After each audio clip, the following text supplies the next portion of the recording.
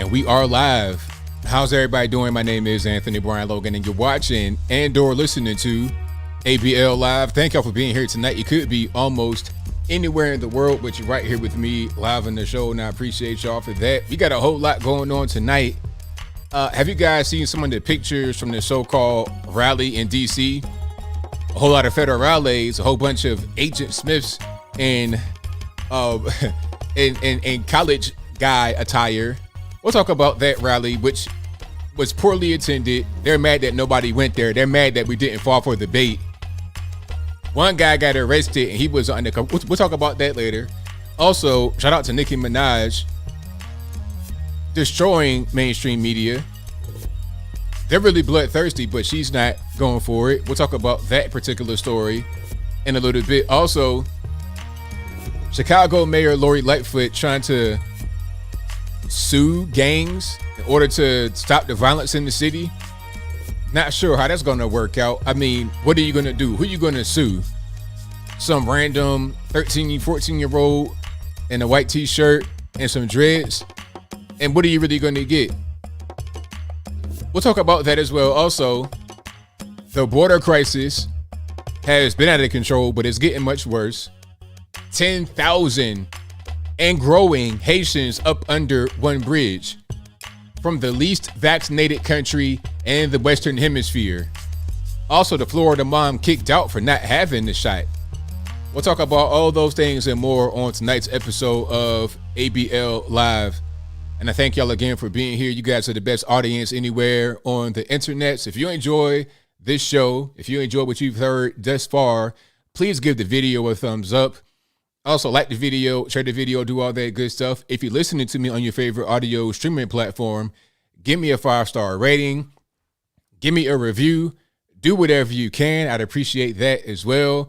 And if you don't know, this particular podcast, when it's over with, if you're watching me live on the internets or on the internet replay through video, this will be available audio only on your favorite audio streaming platform. We're on Spotify, Google Play, Apple, Stitcher, etc.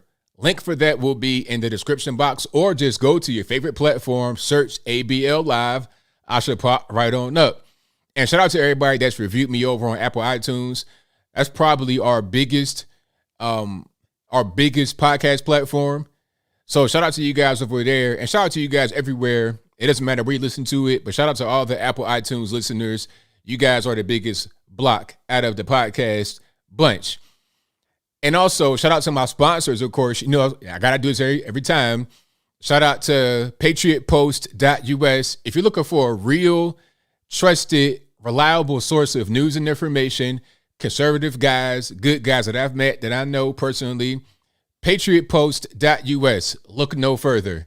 You have articles from me on there, some of my content, a lot of colleagues' content, op-eds, memes, straight breaking news, all of that. And they've been around for a very long time. 25, 30 years. Shout out to all the guys over there. Mark, Andrew, really good people. Again, patriotpost.us. Link for that will be in the description. Also, shout out to bhedesigns.com. They make these beautiful handmade wooden flags that are right behind me. You can get ones just like those or a custom one, large, big, medium, small. It could be a birthday gift, Christmas gift, just something for yourself, a splurge. You got your PPP. I'm playing. But anyway, if you want to get one of those, bhedesigns.com. Again, the link will be in the box. And also, shout out to the soaps that I carry. Yes, I do carry soaps. You know, everybody got to get clean. That is Mr1920.com. Link for that will be in the description box one more time. Mr. MISTER 1920.com. So shout out to them. Links in the box. And of course, I got to give myself a shout out. Shout out to ABLmerch.com. Hats, t-shirts, stickers, hoodies, and more. Working on new merch right now. We still got probably about 10 or 15 of those USA hats left. We had a nice little bit of stock because I figured they would go pretty well, and they've done pretty well. So thank you if you already bought a USA hat, like the hat that's right there. We got a few more of those in stock. So, and I got a lot more stuff on there, of course, ABLmerch.com, and also AnthonyBLogan.com. All original articles, all my sources, all my links will be there. So if anybody has a question, if there's ever a troll in the chat that says, hey, ABL, where'd you get that factoid from? Where'd you get that piece of information from? Did you make that up? Did you get that from MAGAworld, that X, Y, and Z? No, I didn't. I have a list of sources. Of course, you got Patriot Post, but I got CNN, ABC, NBC, Fox. I have left, right, center, independent, small, large, all news sources from all over the world to substantiate any claims that I make on the internet. Again, AnthonyBLogan.com. And if you want to contact me directly, I have a contact page, of course. I got my snail mail. I have a P.O. box. You can send me physical items. And shout out to you guys who sent me books. You sent me T-shirts, sent me cash. Shout out to you guys for sending me everything. I appreciate that. I have a snail mail address on there. Also, my email address and my social medias. Follow me on Instagram. I'm going to try to put a lot more attention into Instagram. Oh, and also, I have alternative media.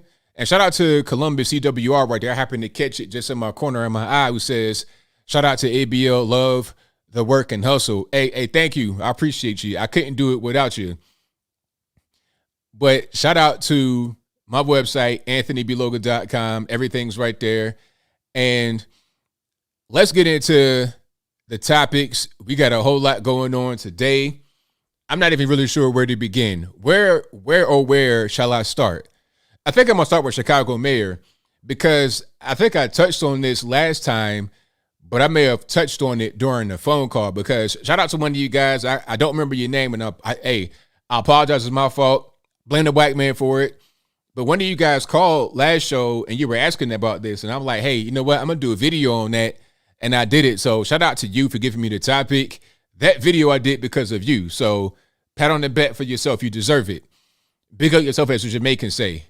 But the Chicago mayor is threatening to sue gangs because of the violence in the city.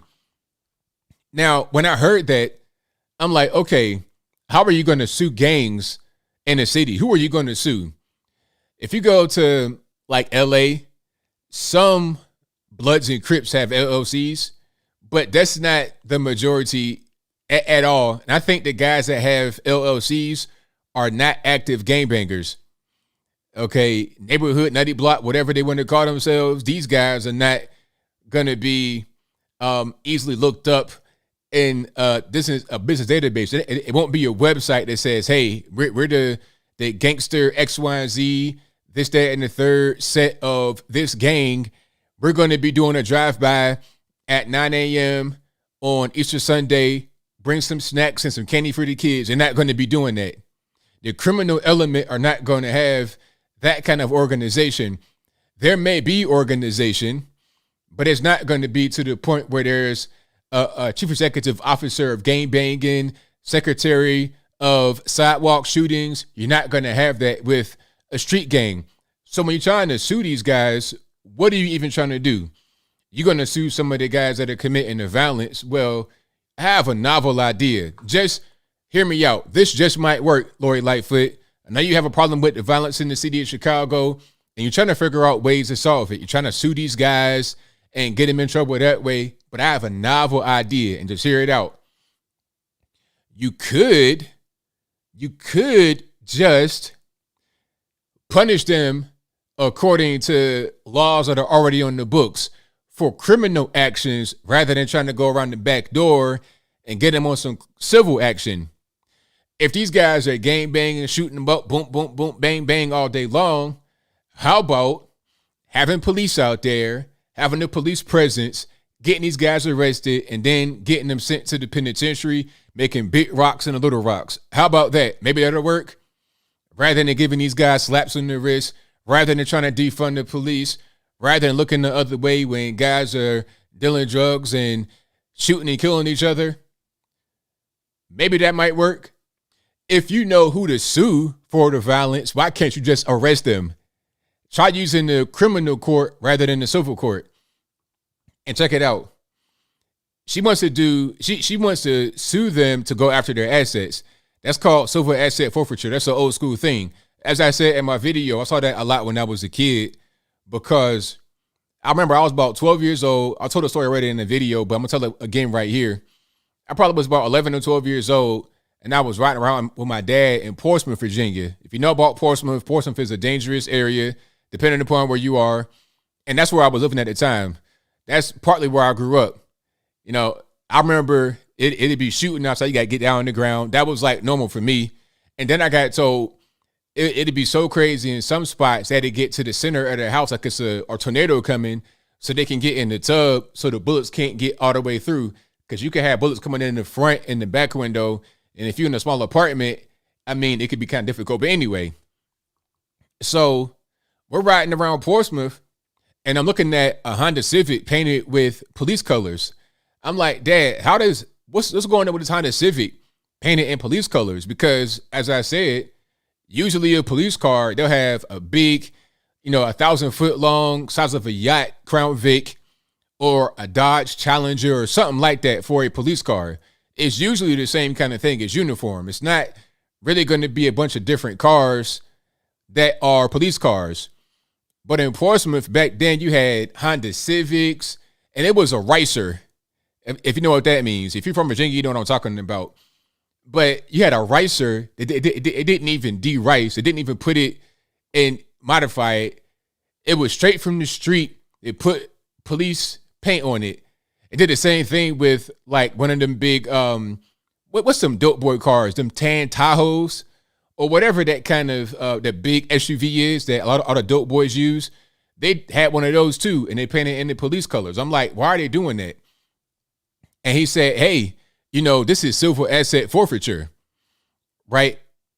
They raid these dope boys' houses, anybody doing some kind of criminal activity like that, and they take their belongings and they repurpose them.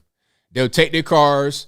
Sometimes they'll strip them. Sometimes they'll sell them. Sometimes use them as police cars rather than selling them. And the money that they use, they take money from people as well, and they put that into a fund. And this fund becomes the equivalent of taxpayer money. So they use that seized fund money for public works. I'm not lying. Okay, you got potholes in your street. We're going to take some of that dope money and build that up. So they use that money for city things. All right. So, okay, I got that part. I understand why it happens. Okay, they did some kind of crime. They took the money and they're going to use it for themselves. Okay, cool. Now, how is that going to stop the crime if you're not locking these guys up appropriately? If the guys are allowed to just sell drugs with, no kind of kickback, there's no real punishment except for every now and again they get busted. Like you're watching these guys for 5 years pump crack out of a hotel, out of a restaurant, out of their grandmama house. You watching it going for 5 years. You decide to bust them. And when you bust them, you take all their money. They might have had $20,000 in the house. They might have had a Honda Civic, a racer. They might have had a couple gold chains, some guns, some cell phones. You take all that stuff, you sell it, you use it, whatever. You put them in jail for like a year or less, and they come right back and they do the same thing over and over again. So what was the purpose? They're going to get all that stuff right back in 5 months. So why even do it? And you didn't even get all the money. They got other money stashed away at the baby mama house and everything else. So it's a dumb thing to think that it's going to stop anything. You could seize their assets, but that's not going to help in reducing the crime. How about locking them up and throwing that key away, especially these violent gangbangers shooting and killing kids? I was on the YouTubes today, and I saw a story on Vlad TV of, I forget when this happened. It might have been like in the 80s and the 90s, or even before then. This is Chicago. Speaking of Chicago, the Black Disciples, they had executed an 11-year-old boy because they sent the boy out to kill somebody. So, matter of fact, I got to reboot. So we're kind of on the same page. The gang recruited an 11-year-old boy who was already violent. So when they're talking about, oh, he was a baby, all this and that, the boy they recruited had already been violent. They couldn't even put him in foster care because he was violent. He had already been beat people up, stabbing, shooting, all of that. You'll see sometimes 9 and 10-year-old kids shooting guns, right? Killing people. They recruited an 11-year-old boy to go and do a hit for them. The boy messed up and wound up killing a gang leader's daughter or sister or something like that, and she was 14 years old. Now, because he made that mistake, the same gang that sent him out there to do that, they went and killed him, an 11-year-old boy. So, explain to me what taking somebody's cell phone and their Honda Civic is going to do to stop that. The people that did that need to get up under the jail. Matter of fact, not even under the jail. Say take them out back and just go ahead and end it. Go ahead and finish it, and don't waste time. Don't waste taxpayer resources. If you're worried about money, how about not spending so much of the taxpayer money when it's not needed? Don't let these guys be in jail for 45 years and then mess around and end up dying before their death sentence even comes. You see what I'm saying? Of natural causes. Let's stop all that nonsense and just cut straight to the chase. But different story, I digress. But these harebrained schemes from these mayors and whatnot, I think it's all just trying to get money, because the community so-called activists rebuked Lori Lightfoot's plan and said, hey, you know what? That's not going to work. You know what you got to do? You got to give the community money. Put the money into the community. Invest into the community. Now, what does that mean to anybody that has a keen ear? That means, hey, give me the money. I can do better with it than the city can. Okay, that's what that means. Give me the money. I want it. That's how you have the Sean Kings, a.k.a. Martin Luther Cream, a.k.a. Talcum X.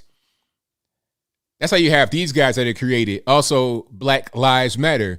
Hey, let's defund the police and give a piece of that money to me in every city across America so I can get a whole real estate portfolio. I'm trying to get a brand new house on the water in the Bahamas. What's up? I'm trying to have my $3.4 million real estate portfolio go to about $5 to $10 million. I'm trying to get some stocks. I'm trying to get into some startup business.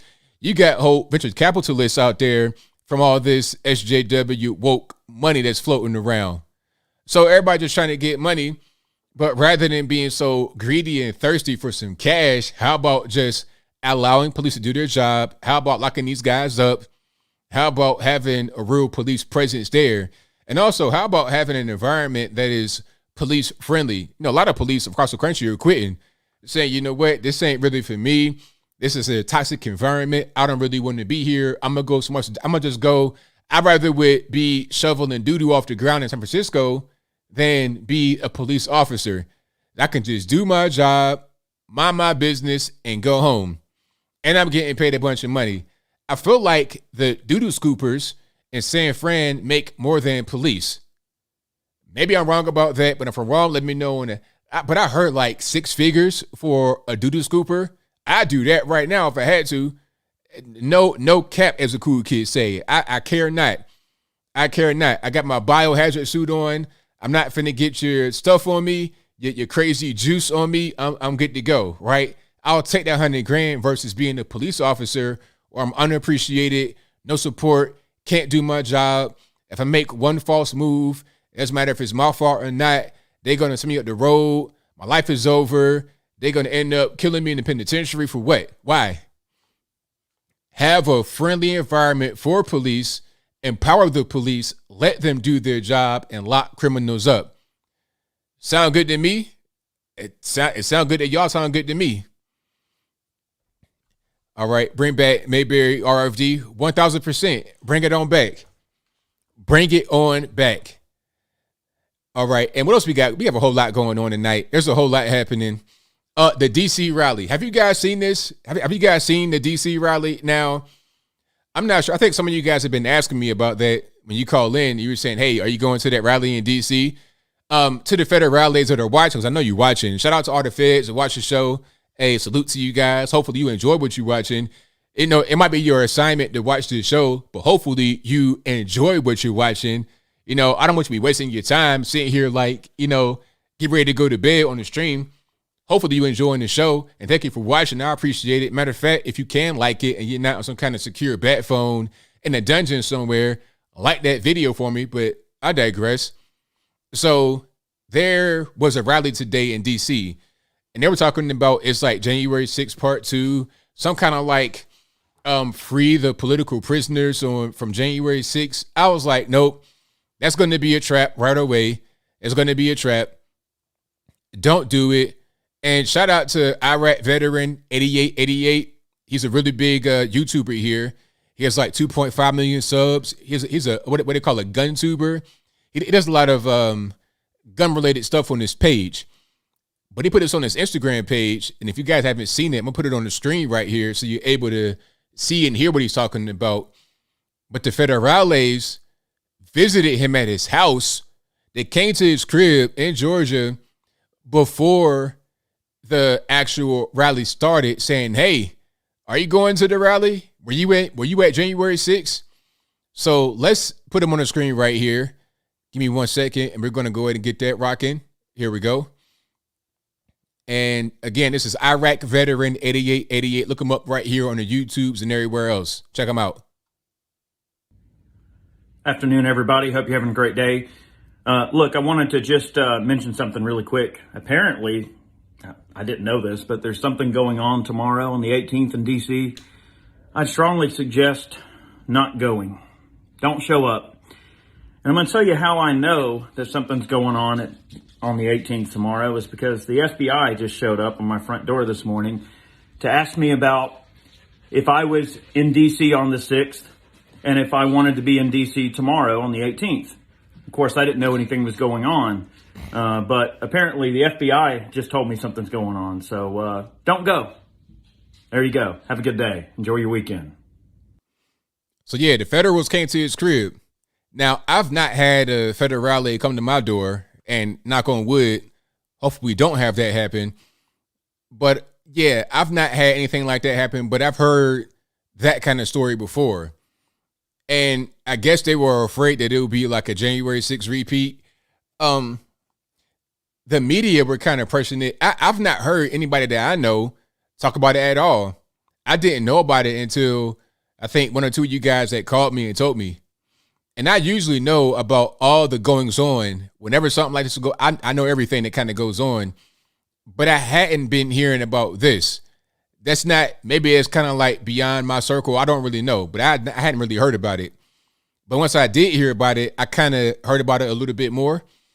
And I knew, really, I kind of knew that January 6th was going to be like that it was going to be some weirdos in the mix, because anytime it's not really centralized to one group, it can kind of get weird because all the groups show up. If it's not for one group organizing it, you have all groups show up. You got normies that show up, good guys, good girls that show up. Then you got the subversive weirdos, the Antifa, the BLM, and nobody can tell who is who because there's no actual group there with members that have been vetted. It's just everybody in the mix. You got federales, you got weirdos, you got crackheads, a little bit of everything in the mix, and you never know who is who. So when they say January 6th was like the worst thing in the world, it's like, really, was it? And then they say it was all Trump supporters. It's like, really, was it? Is that what's going on? So they put up the little fence, quote unquote fence. We'll talk about walls and whatnot in a minute, but they put that fence back up around the Capitol in DC to, I guess, protect it from the big bad Trump supporters. And they had nothing but federales, nothing but Capitol Police. And it was one guy that got arrested, and he was a Fed. And we have video of everything I'm talking about. Now, first, hold on. I'm going to show some pictures you guys may have heard about, and they are pretty funny. But let's start with this arrest of the federal. And let's put it on the screen right quick. So if you guys can't see what's going on, this is in DC. I see the monument in the background. It's a few guys mulling around.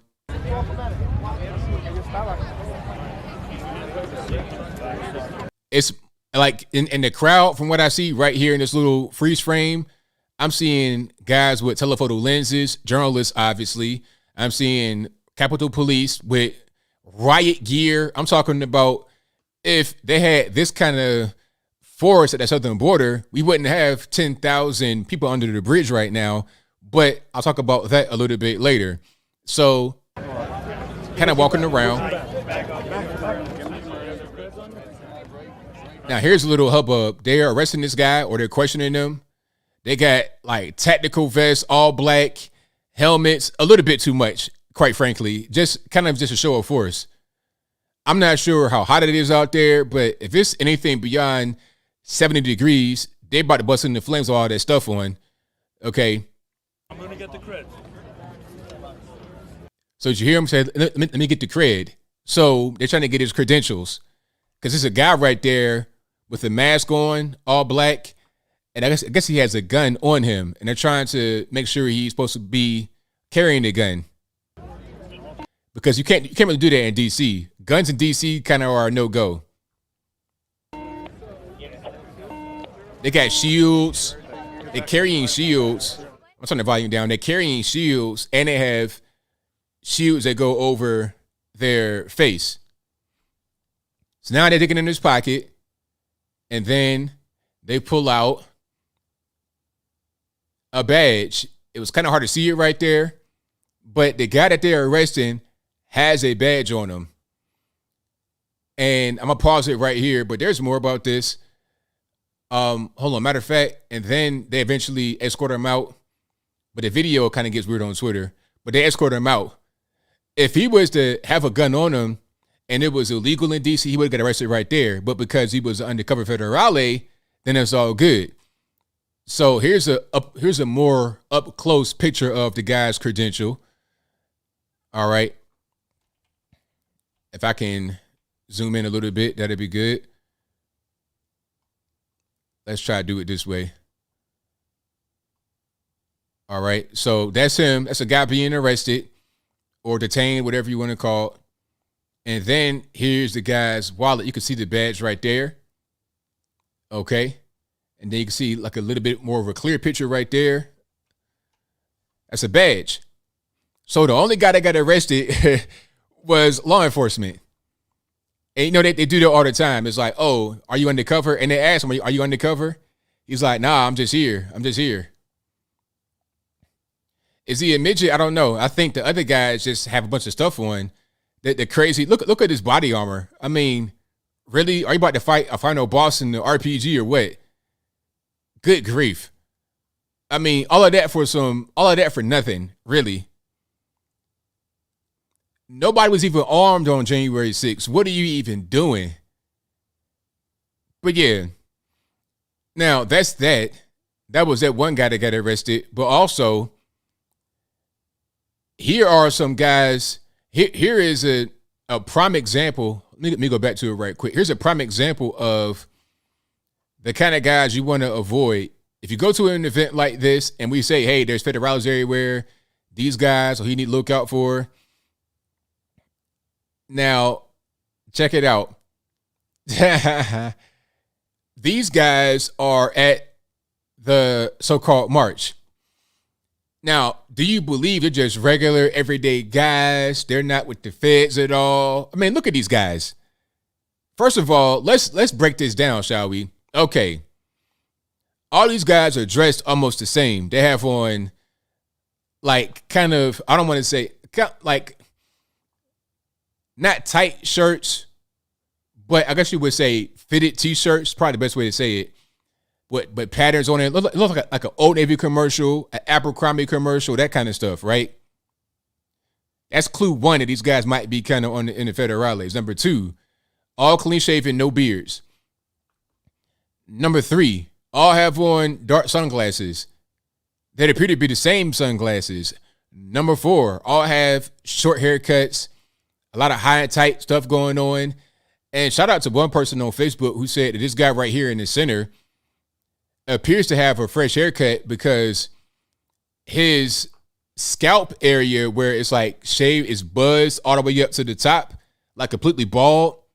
That area is super white, like glowing white. I'm talking about sheet of paper white.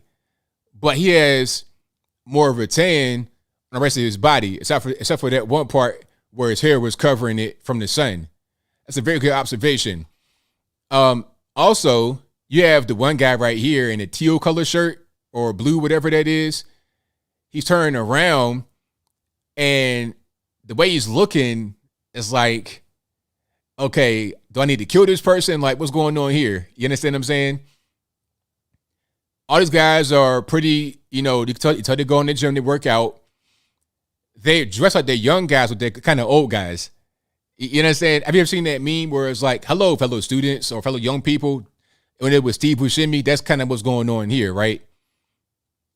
And one of the last things, aside from the matching watches, these two guys right here, the one guy in the not multicolor, but patterned black and white shirt, and the guy with the polka dot blue and white polka dot shirt, they got the same watch or similar watch, similar stance. Everything is like they're clones, like Agent Smith from The Matrix.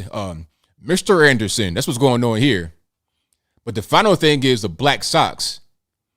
It's like it took off their regular suit that they would wear, and then they put on this stuff on top of it. Like it was like they went into a Clark Kent booth and then put this on, but they didn't really have time to change out their socks. And this one guy has his socks all the way pulled up, like he might have put on a pair of pants and some shoes to go to a black tie gala.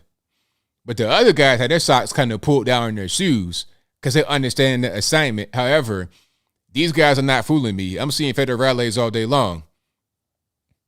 Yeah, everybody got their watch. Everybody's like the same thing. Mr. Anderson, that's what's going on right there. So if you didn't go to the march today, September the 18th, 2021, you are smart. You didn't miss anything. All that you missed was an opportunity to see some of your favorite federal agents in person. Matter of fact, I should have gone to that event, although I have no desire to. I should have gone to meet some of my federal agents that watch me. Maybe some of the guys are assigned to the ABL live show. I'd love to meet them and say, hey, man, how y'all doing? Y'all enjoy the show? Y'all watch? Need some merch? What's going on? I'd love to see what's happening. But I'm no violent person, so I have no reason to go there. I'm not trying to get arrested. I'm not trying to have these guys put me on the radar or the no-fly list or nothing like that. And Ted Lieu, the Democrat guy, he said that the reason why there was a low turnout is because Trump does not have the stranglehold on the Republican Party anymore. It's like, are you dumb? Was it a Trump rally? Did Trump really just go out there and say, hey, go here, endorse it? No. Everybody knew that it was going to be a bunch of feds there. Everybody knew that. Everybody was saying it. I said it. People that been saying it. This is not new knowledge. If it was a Trump rally, however, that's more contained. It makes more sense. I'd go to that, but not to an event like this. Not in the least bit. All right, but we got some more stuff going on. Now, shout out to, hold on. Let me get it together over here. Shout out to, Nicki Minaj. Nicki Minaj versus the mainstream media. Now, I may have said this last time about Nicki Minaj, where the whole story was she put a tweet on Twitter talking about the vaccine, just asking questions like, okay, is Pfizer better than Moderna or whatever? Just asking questions. It wasn't even necessarily about being skeptical. I just have questions. And if I am skeptical, that's my right as an American to be skeptical. I don't have to believe in whatever you want me to believe in because I got to believe in it. That's my choice. My body, my choice, right? So she had a few questions, and the internets didn't like that too much. When I say the internets, I mean lefties on the internets, a lot of these blue check mafia members, Chunk Yogurt's nephew, Joyanne Reed from MS-13 DNC, a lot of other celebrities, they didn't like it too much because she was questioning their religion. How dare you question the vaccine? Don't say a word. Keep your mouth shut. When I first saw the tweet that Nicki Minaj put up, if you don't know who she is, very well-known rapper, multimillionaire, of course. I saw that first tweet she put up, and almost immediately after that was put up, here comes Joy Reid with a response that she had filmed on air on MSNBC. And she had one white guy here, one white guy there, talking about sister girl this, all this and that, and our people. It's like, Joy Reid, stop playing. The white man told you to get on air and do that. Let's not even go down this whole blackity black road. You have a boss. You have a job. You got to make money. You take orders. Race is not even important. Well, in her case, it was important to her boss because she was put out there to attack Nicki Minaj so it wouldn't be seen as racist, right? But the whole race thing is not where Joy Reid should really be in the true way. She was just there because that was requested of her to do so, not because she wanted to go out there and make a statement. But anyway, so that tweet got a lot of traction, and Nicki Minaj double and triple, quadruple down, said, no, I'm not going to start asking questions. You can't tell me what to do. You can't say that I can't agree with a Republican like Tucker Carlson because I'm a black person and I got to just vote Democrat and do whatever. So that was very good, but Twitter didn't like that. So they went ahead and blocked access to her Twitter. Now, there's all kind of semantics floating around, all kind of things being said. Twitter said that they didn't take action against her for the action that was stated as far as the vaccine and stuff like that. But they didn't deny taking action against her. They said they did not take action against her for that specific reason. That's lawyer language. Oh, no, I didn't block you for that, but I blocked you for this. But to the average normie, they think, oh, no, they didn't block her. She's lying. No, you just didn't read that properly. You saw what you wanted to see, not what was actually said. When you're talking about Twitter, Facebook, these social media giants, when they put out statements, it's going to be very exact and very specific, because if they say something that's crazy and outside the way, they can get sued for that perhaps. Or if they go into a Senate hearing, that they get brought up when they said something that wasn't true or, contradictory. So they don't want to do stuff like that. They talk to a lawyer and they craft statements. Just like when Jack Dorsey is the CEO of Twitter, when he was on Joe Rogan with, what was the name? Tim Pool. And there was this Indian lady there right next to him. And people were wondering, who was that? She had some kind of weird title, marketing VP. I don't know what her title was, but that was his lawyer. That's what was going on, because when Tim Pool would ask questions, she would often interject with the lawyery answer. That was his lawyer. That's what that was. But Nicki Minaj got blocked from Twitter, and she went on this big Instagram rant talking about this is scary. This is like communist China, because she's a big star, been all over the world. She's gone to China. And what they told her in China was, you can't talk about their political figures in a negative way. You got to be respectful to them. You can't really speak out. There's no freedom of speech over there. And she's saying that same thing appears to be happening over here. And she also was talking about when she was a child and she'd go to church, and she would say, people told her, you got to be grateful to be here to be able to, praise freely, because some parts of the world, you can't do that. What does that sound like? China again. Try being a Muslim in Xinjiang, aka East Turkestan. You're going to get put in a quote unquote re-education camp, never to be seen again. You get disappeared by the Chinese Communist Party. And also, about this whole thing about blocking and censoring, they do that in China as well. When there are things coming out from Xinjiang, again, going back to the Uyghurs, when they're coming out and saying that they're being disappeared, they can't find their family anymore. Oh, that can't exist in China. That can't exist in the mainland or in the West. They don't want you to see that. They don't want you to see drone footage of their quote unquote re-education camps. They don't want you to see the drone footage of them herding Uyghurs onto a plane. Onto a train. And you know where they're going. They ain't coming back no time soon, if at all. They don't want you to see that. So all that gets censored. You only see what they approve of. And to the average Chinese normie and to the average American normie, whatever they see on television, on CNN or whatever, it's true. They don't second guess it. They just take it for gospel. But we here, you guys and I, we think about it. It's like, does that make sense? Is that logical? We try to figure out the truth rather than just taking what they say for gospel. But she got blocked for that on Twitter.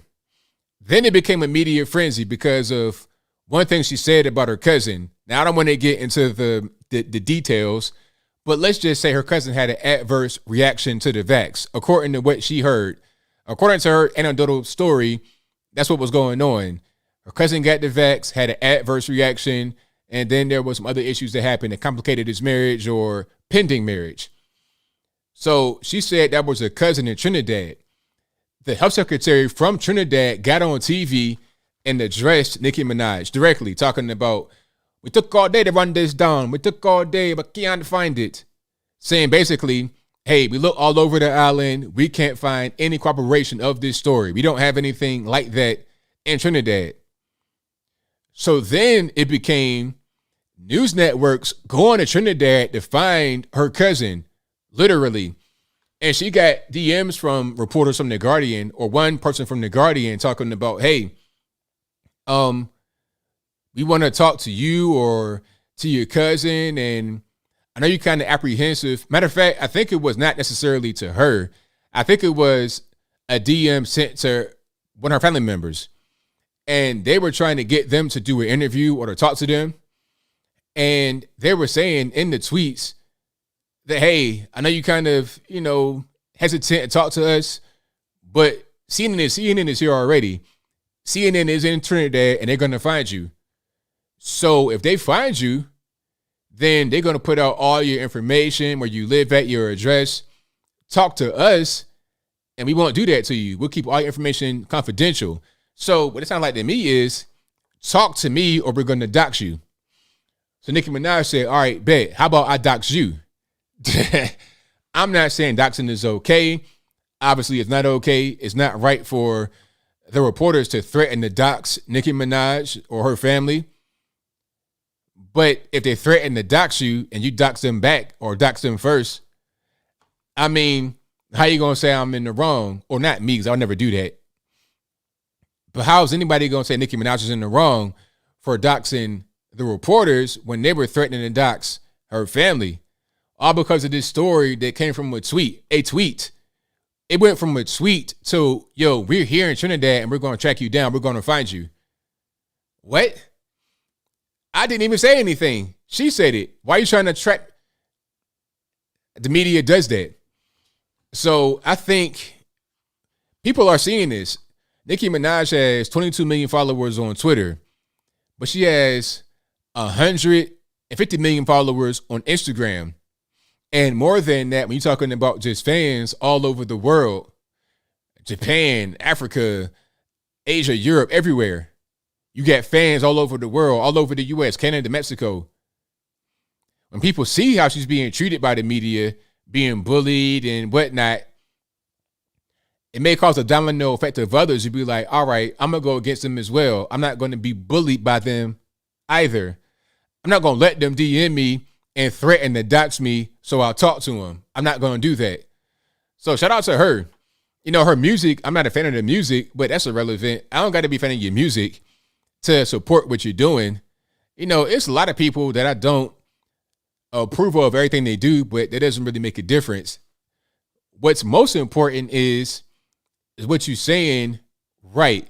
Is it relevant? Do I support your right to say it? Matter of fact, I support anyone's right to say a thing I don't agree with, because it's your right. I'm not going to sit here and tell you can't say a thing because I don't like it. That's not even really my prerogative. That's you.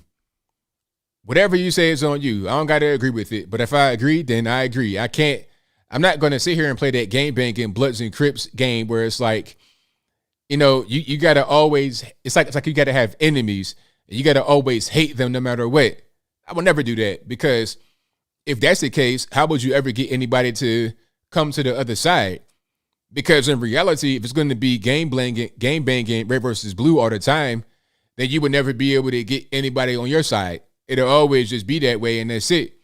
And the way it is right now, that's not going to help us out at all, because California is melting. The left coast is melting. It's a lot of these liberal cities are melting down to the ground. So we don't want what's happening now to persist into the future, if that makes any sense.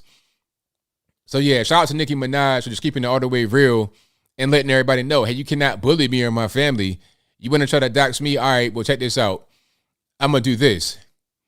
And speaking about bullying and hypocrisy from the left and melting liberal cities, here's a little video I have for you guys. I almost forgot to show you. There's a big mask mandate in San Francisco, right? Is it mask mandate? Is it a mask mandate still, or is it a vaccine mandate? Matter of fact, it's a mask mandate.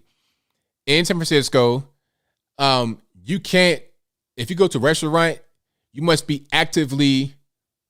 you got to wear your mask all the time. So basically, when you're in a restaurant, What they want you to do is have your mask on like this, eat like this. Basically keep the mask on, pull it down to eat it, bite, and put it back up to chew it. And keep it on when you're talking and doing things like that. That's what the ordinance or order or law, whatever they want to call that, in San Fran says. But the mayor of San Fran, London Breed, was not doing that at this nightclub, having a good old time, dancing, shaking it up, doing whatever she wants. That's right, Tasha. Mayor was partying up. So here's a video on the screen. It has music in the background, so I really don't want to play the music. But you guys get the idea. Now, the person that's really excited in the top left-hand corner, right there, that's London Breed, the mayor of San Fran. Having a good old time, ain't she? Right? Now, no masks. Nobody here in this clip has masks on. No distancing. None of that. And it's a live band, and she's right next to the band. So they got microphones. They spitting and snot on the microphones. People got cameras out. Everybody's having a good old time, right? The ordinance says you must be wearing a mask at all times, except for when you're actively consuming food or drink. Now, if you're not in the process of taking a bite of food, you can't have your mask off, but nobody here has a mask on. People would say, oh, but they all got the shot. Well, so what? It doesn't make a difference. It's still a mask mandate. The rules are so strict in San Francisco, it's causing just regular people to not be able to make a living if they have a business there. And then on top of that, you have the rules that prevent anyone from being prosecuted for stealing below $1,000. So people are just getting robbed all the time. Stores are closing. It's a whole big mess. Meanwhile, the mayor has plenty of time to party. I wonder how many guys in here are high on heroin right now. Probably quite a few. I saw a video of London Breed looking right at the dope fiend in his eyes, talking about direct eye contact, looking in his eyes as he was preparing a needle to shoot heroin. Middle of the daytime, with police around, cameras, all of that. All of that. But hey, it's a good old time to party. Ain't nothing going on that's wrong. My city's not falling apart. We don't have doo-doo on the ground right outside. It's all good. Having a good old time, violating my own order. And the funniest part is that those who are subject to the order are in the comment section trying to, what the cool kids say, trying to cape for Miss Breed. It's crazy. But hey, it is what it is. And enjoy your dance and enjoy your good old time. It's all good. It's all good. Now, speaking about shots and mandates and whatnot, we got to talk about some more stuff here. The mother in Florida who was forced out of her apartment due to the mandate, due to the vax mandate. Now, this mother apparently was paying the bills and everything because she's in Florida. There's no more eviction moratorium, so she had been paying the bills. Everything was all good. And if you know about apartments, you know how it goes. You're on a lease, usually on a yearly lease. Sometimes they do month to month, but that's not necessarily as common. Usually, standard issue is a 1-year lease. And it expires at a certain point, so they usually let you know like 3 months out if you intend to renew or if you don't. Because if you don't want to renew, they can kind of get your apartment ready quicker, and they know when you're leaving, basically. But anyway, they had informed her it's time to renew. So whenever you're ready, come on down and sign the renewal, and we'll keep on going that way. Sometimes they raise the rent on a lease renewal, but not all the time. But she was like, all right, cool. I'll be ready to go. And like 2 weeks later, she got a notice on the door that says, hey, if you want to renew, you got to get the shot. And she doesn't want to get the shot. Now, understand this. This is a black woman, right? Protect black women, black voices matter, all this and that. That's what they say. Anyway, black woman, 2 kids. I presume single because there was no man around. But anyway, she's paying her bills, doing the right thing, ready to renew. Here comes a curveball. You got to get the shot to be able to renew your lease. So she went down to the leasing office and talked to the landlord, Santiago Alvarez, in person, I presume. And she was trying to get some kind of loophole, trying to get some kind of way to work with it. And it was just like a hard no. We're not going to sign this lease unless you get the shot. And she was smart because she was like, hey, is that in writing? Is that in black and white? Is that on my lease? Is it on my lease? Is it there that I must get the vaccine? And they were like, nah, it's not there on the lease. It's like, oh, okay, but I got to sign it anyway. Now, that's a red flag right there, because if you're making me sign this lease, and if you know about leases, when you're talking about apartments, multiple pages.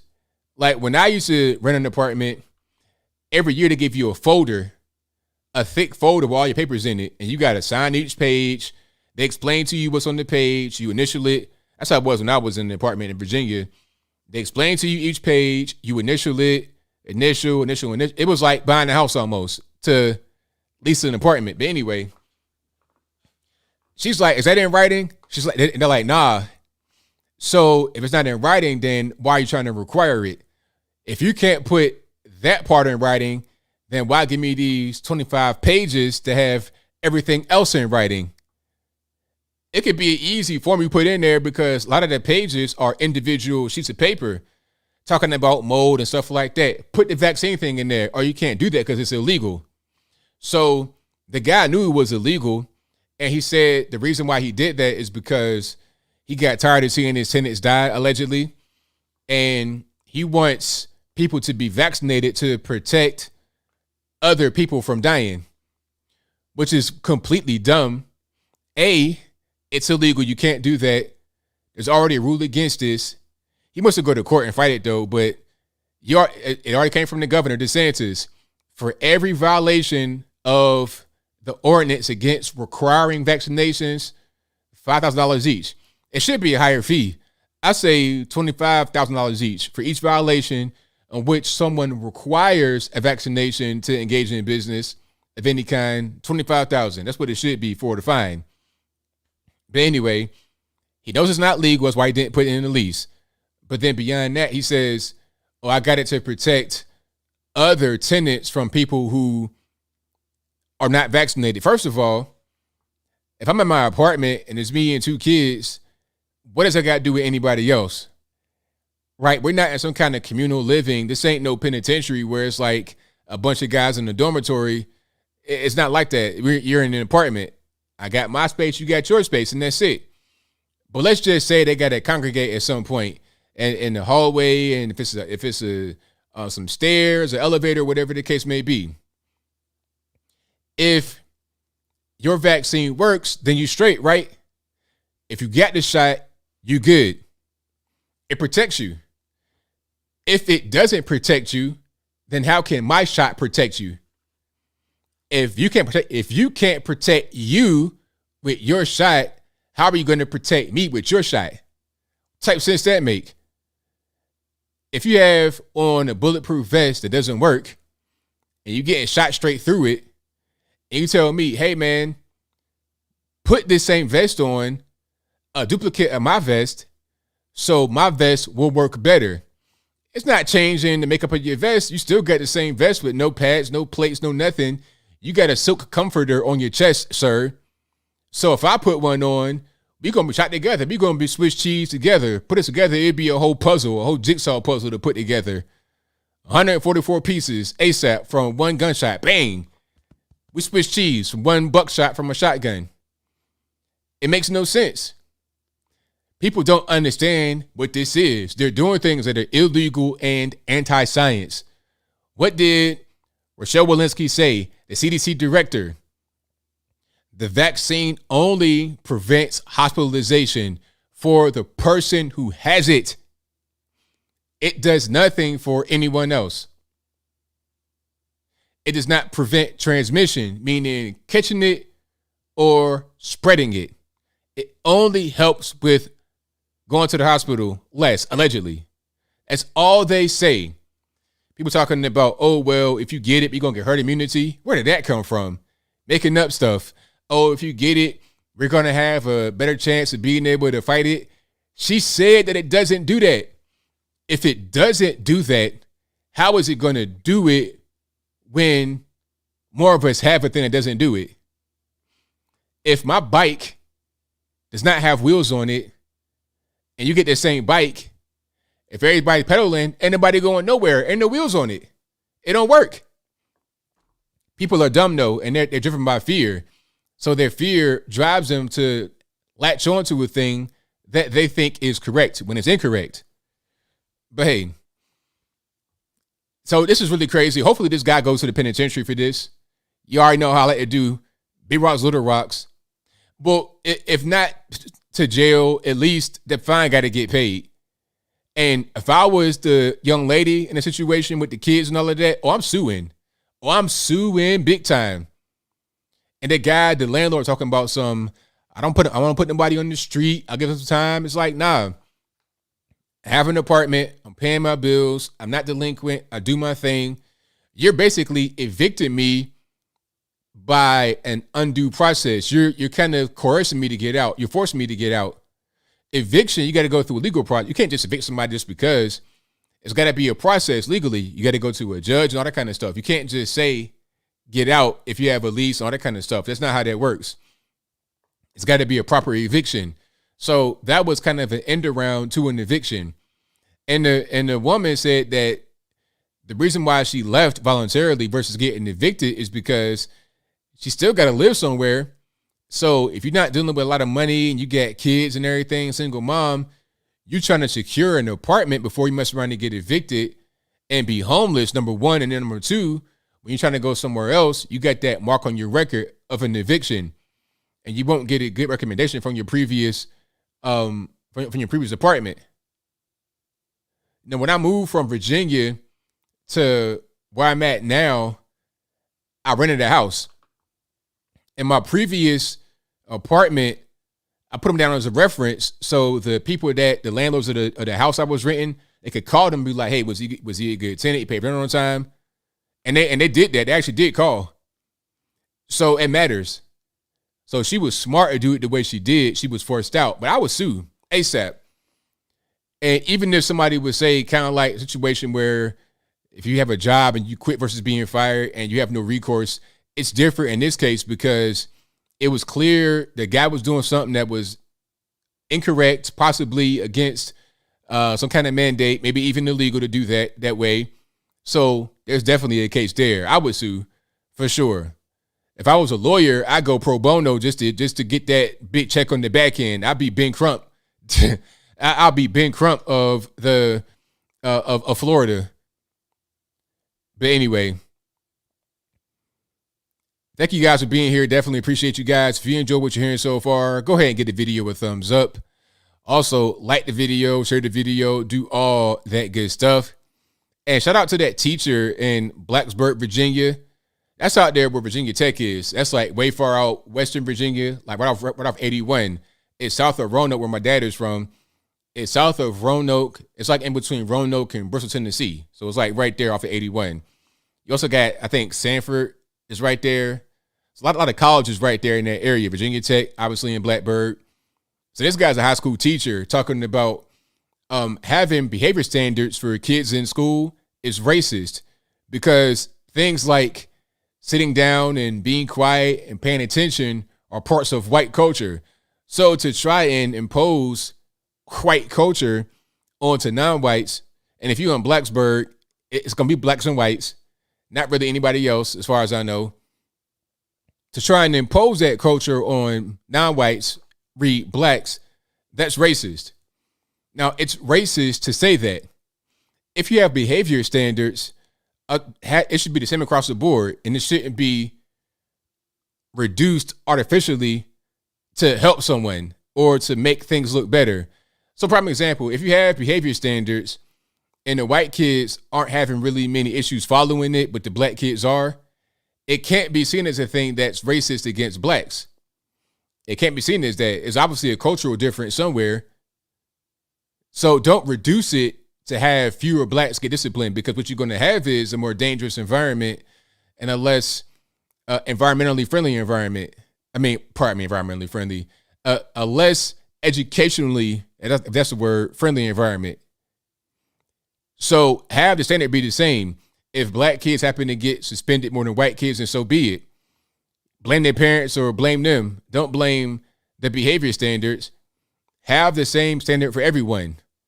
So that's what's happening right now in college, where the Asian students are suing like the big leagues, the Ivy Leagues, for keeping them out. The Ivy League schools want to get more black and Hispanic students rather than just only whites and Asians. So what they do, they have all these measures, these matrices to get into college. You got to have your GPA, SAT, recommendations, whatever. You have all that stuff. If everything checks out, okay, it's the next part, personality. Are you a good team player? Stuff like that. Asians typically always ranked low in personality. Why? This is arbitrary. It's arbitrary. Like, you can say what your opinion about someone is your opinion. It's not based in fact. My SAT score is a fact. My GPA is a fact. Where I went to school and the curriculum is a fact. The difficulty or ease of my program, which I attended, is a fact. It can't be, it's not up for debate, right? But when it comes to if you like me or not, if I'm a good team player or not, if I'm friendly or not, that's up to you. I've been told that I'm scary, mean, and also super nice. Mr. Rogers, I've heard everything from Mr. Rogers to Freddy Krueger in the same day, from in the same place in the same day. But I'm the exact same way for everybody I meet. So it's subjective. It's all about what you coming in with, your existing preferences, your prejudices, whatever you got, bring to the table. Your particular life, it's up to you. So Asian students typically ranks low on personality. Why? Because they want to keep Asian students out, or to reduce the Asian population to bring in more blacks and browns. And what they do with the blacks and browns is they give them breaks on the SAT. They give them breaks on the personality. They give them breaks on the GPA. So what you end up with are black and brown students that are not qualified to be at a very high-paced program. Shout out to Thomas Sowell, who he called it mismatch. There's a whole book about it. I said it before.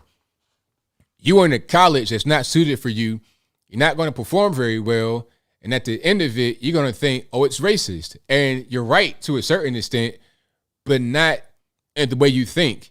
It's racist that you're not doing well because the only reason why you're there at all is because of your race. You shouldn't be there. But those who are going through it think that the teachers hate them because they're black, and they're grading them harshly because they're black, and they're not getting proper education because they're black. They feel like it's an attack from the teachers and whatnot against them, but really it was the administration for putting them there to begin with based on their race. You see what I'm saying? And it'd be the same thing here with the behavioral stuff. If you tell these kids they're not doing the wrong thing, if you get little Jamar Quavius throwing a chair across the room and you don't nip that in the bud, you say, oh, he's just part of black culture. No, it's not part of black culture. You throwing a chair across the room, that's not a thing I ever did as a kid. If you were to do something like that, you were going to get suspended and everybody knew it. That's not a thing you just do. It doesn't matter who gets disciplined the most or the least. You got to have the same standard across the board. Don't give anyone better treatment or worse based on their race. That's it. It should be pretty easy to understand, but not everybody really gets that. But a lot of these woke leftist guys, I'll tell you how they feel. They know that there's a behavior problem with the black kids. They know that. And they feel like if you enforce behavioral standards, then that's racist because there's already they can't help it. Keep the same energy for everybody. It's the same thing they talk about when it comes to crime. They want to, quote unquote, defund the police because in their mind, they think the reason why there's so much crime in these poor, quote unquote, poor areas is because of the police presence. Because when they were a kid, they did not have all this police around them all the time. I mean, where I live right now, I rarely ever see the police. I mean, I go to political events, I see them there. I know the deputy sheriff, I met the actual sheriff, mayor, senator, state senator, governor. I met everybody. So I'm around them in those kind of situations. But where I live, I almost never see police, ever. I don't really hear sirens like that. But if I go back to the hood, go back to Portsmouth and whatnot in Virginia, I see them all the time. I would see them, they'd be like part of the neighborhood. Why? Is it because they're racist? Is it because they're there to just sow seeds of chaos? No, it's because they're needed. They got to be there, because if there's no police there, then who's going to be protecting the area? Who's going to be bringing the bad guys to justice? Who's going to do that? Who's going to do that? Somebody got to do it. If you take them away, there's going to be problems. I saw a poll today from Minneapolis. Shout out to them. Not necessarily the city of Minneapolis as far as the leadership. Shout out to, I'm gonna stop right there, but I'll just keep on moving. So there was a poll that came out, and it was to the people of Minneapolis, Minnesota, and they were talking about defunding the police. And I think 75% of black respondents said do not defund at all, because they understand, like when I was a kid in the hood, it was never a complaint about the police being there too much. That was never the problem. The problem was when you would call, they wouldn't arrive in a speedy amount of time. They wouldn't be there quick enough. You know, it could be I remember one time there was a shooting when I was older, actually, when I was in Chesapeake. There was a shootout, OK Corral. I'm talking about boom, boom, like for minutes. It went on, like across the way from where I live. Not in my neighborhood, but like I can hear it across the street in that neighborhood. But anyway, it's this long shootout. They're going for forever, it felt like. And then half hour later come the police. That's always a complaint. So if you defund the police, how is that complaint that everybody has in the hood going to improve? You only hate the police if you are a criminal in the hood. That's it. If you like to sell drugs and whatnot, you hate the police. If you are a regular normie citizen, just minding your business, going to work, going to school, doing whatever you're doing, taking care of your kids, or being a kid, you don't hate the police. Why would you hate the police? For what? That's just not how that goes. Now, is there any kind of brutality? I guess that happens sometimes, but that's not even really worth talking about, quite frankly, because it's rare. What's the point in talking about that? People complain about things that are going around them, but they don't do anything to change it. If I was in a situation where I had a bad police force and I could do something with it, something about it, I'd join the force if I had a complaint. If I'm in the so-called hood, I don't have any money, but yet I'm young, I got a little bit of exuberance left, and I can go out to make a difference, I do it rather than complaining, but people don't do that. Anyway, I digress. So shout out to everybody for being here. You guys are fantastic. I like the video as well. Shout out to my man, Steve Travago. Says 2.6K in chat, only 1.5K likes. Yeah, get the likes up. Get the likes up. Thank y'all for joining again. We got super chats on deck, and then I'm going to get to the calls. The number to call is 434-658-1220. Again, 434-658-1220. Give me a few minutes. I'll get straight to the calls. So y'all just hang tight on that for now. Okay, I got super chats on deck. I got to get to where they're hiding at. And let's go to Leo Mazzino, who says, I always thought the FDA says a drug can only treat or cure a disease or something. Well, with other alternatives, I guess it's out the window. It's weird. I feel like what's happening right now with the vax is that they only want that to be the treatment because they want a monopoly on that market. They don't want anything else to actually be there because it could work and ruin the monopoly.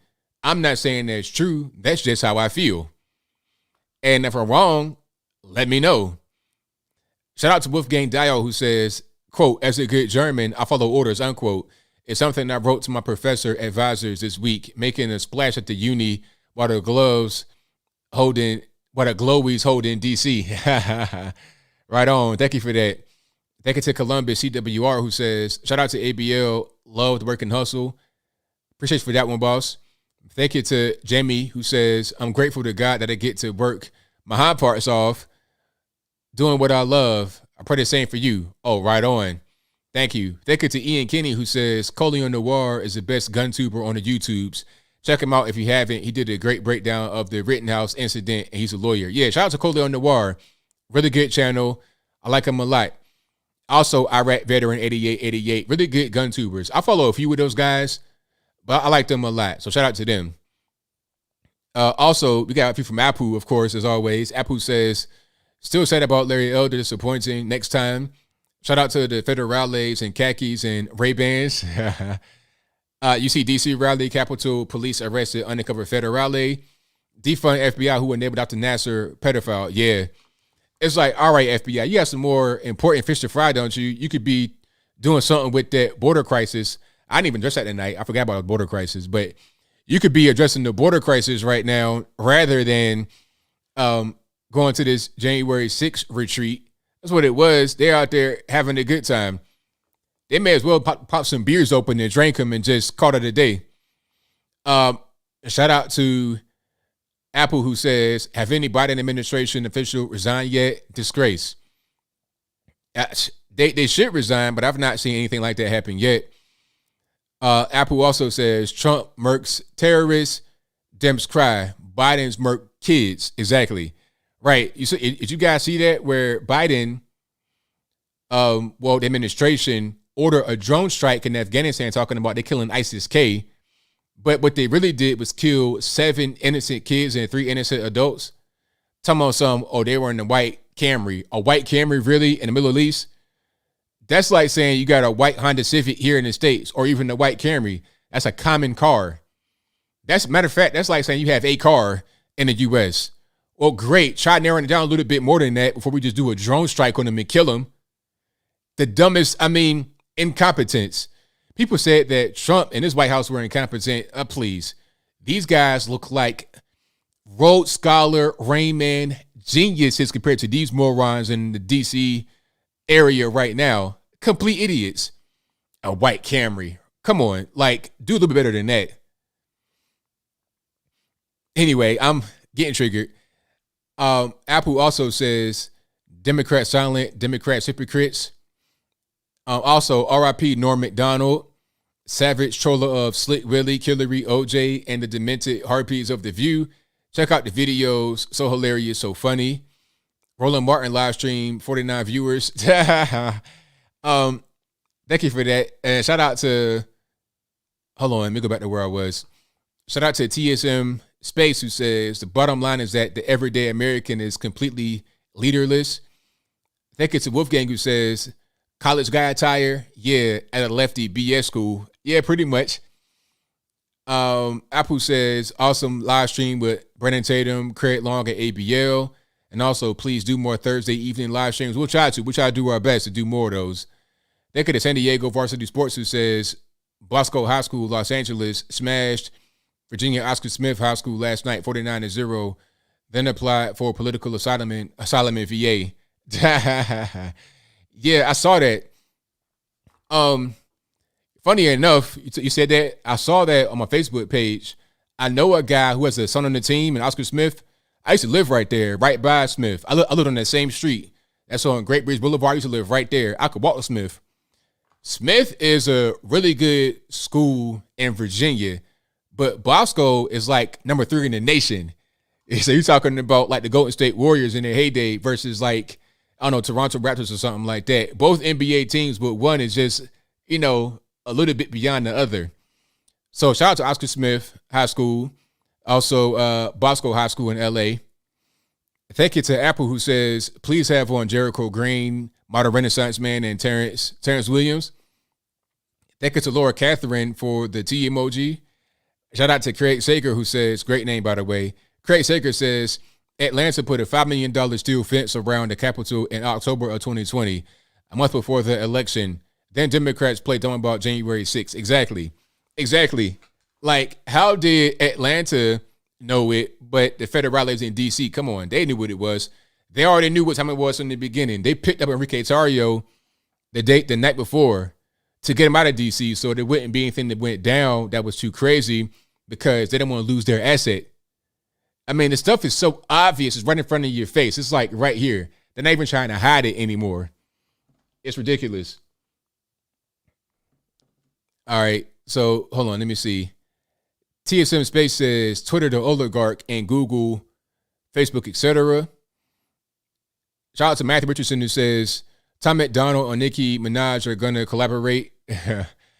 Let's not. Toon She says it was in the news. Her fans went out to protest.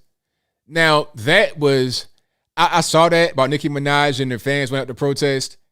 I recognize that guy that was talking with the mask, with the stuff on his face, with the little logo. That was Gazi Kodo. If you know what that is, if you know about YouTube, you know what that is. That guy is a 1,000% nut. A 1,000% nut. But the spirit behind what she did is still great. But that guy that was protesting, total nut. A few crayons short of a full 64 count box. Thank you to Carl's Zaragata who said, shout out to, from Brazil. Yeah, shout out to Brazil. Big up. Thank you to Jedi. What's this? 2 billion who says, hi ABL, I'm a sub teacher for the NYC DOE and the vaccine is mandated, but I'm still conflicted. May not be able to continue till I get it. Any advice? Talk to Modern Renaissance Man on YouTube. Talk to him and see if he can help you out with that. Thank you to Shannon Leifer, who says vaccine passports are in direct conflict with Ivermex Kendi's ideas of systemic racism. How much you want to bet he won't say anything? You know, Ivermex Kendi's real name is Henry Rogers. All these guys with these weird made up names. Sir, your name is Henry. Your mama named you, I'm going to call you Henry too. But anyway. Ian Kinney says Project Veritas is going to be exposing the vax from insiders within Big Pharma, FDA, and other government agencies. I can't wait to see it. That's going to be a good one. Fauna Faye said, Joe ABL, you see the Hive Mind video of the Biden fam slave owning ancestry? His fam ain't yours. You ain't black. Right. Oh, hold on. It says, if his fam ain't on yours, you ain't black. Exactly. Also, Fauna Faye says, I remember back in the day when Nicki got in trouble with black people for saying in her song, if you broke BS, I'm voting for Mitt Romney. Hey, she kind of been a little woke there, I see, in the real way, not in this sleepy way. All right. Thank you to Ian Kinney, who says, the Daily Mail reports demands for teacher to be fired after LA high school classroom was decorated with Palestinian, BLM, and gay pride flags and posters saying F to police and F America. I did see that. I'm going to look into that. Sean Summers says, why do I need to be vaccinated to have natural immunity? Exactly. What's in this mRNA? What happens when activate stage 2? I don't know. Thank you to Mr. Tho, who says, Mr. Thou, have you seen the new woke Candyman movie? I've not seen it, but I heard about it. I heard it was like they turned him into a hero. I mean, that the actual killer, they turned him into a hero, but I've not seen it yet. I need to watch that, actually. I got to find some time and do a review on it. Thank you to Mark Trevino, who says, don't get mad about the Camry. I can't help it, man. It said they were in a white Camry. Shoot them. A white Camry? You may as well say they're in a car. They're in a sedan. How about be a little bit more descriptive of what kind of car they're in? Oops, we killed 7 kids, 10 innocent people. Our bad. Morons. Out of the Mud Ministry, Logan Cruz says, does this amazing community really think the government elite got the jab and the celebs? They paid for a car and a saline shot with the money emojis. Hey, it makes sense. Thank you to Stavros Serentopoulos, who says, YouTube search Dr. Son Horace, Hross, the nobility got the runaway slaves back from whom the Republic chased away. Wow, that's deep. Santo Bartes says, R.I.P. Norm MacDonald. If you could tell one joke from the grave, I'm sure it would be that he's glad his career got him. I'm sure it would be that he's glad he got cancer and got him, and not O.J. Simpson. Okay. I read that wrong. Try one more time. If he could tell one joke from the grave, I'm sure it would be that he's glad cancer got him and not O.J. Simpson. Okay, I did that right. So shout out to you, man. Thank you for your donation. Thank you all for your donations. Let's get to the calls right here. You guys know the drill. The number to call is 434-658-1220. Again, 434-658-1220. Let's see if Skype works right quick. If it doesn't work, it's not my fault. Blame the white man because it ain't my responsibility. All right, let's check it out. And there's also an email if you want to be on video right here in the bottom left-hand corner, and that'll be in the description box below. Check it on out.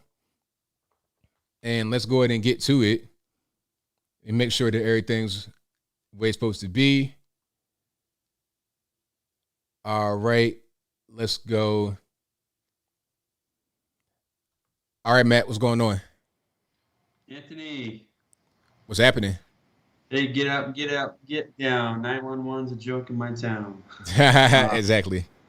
Yeah, I remember a lot of that original scene. I mean, yeah, they hated cops because they didn't show up, not because, they opposed the mission that police were up to. That's right.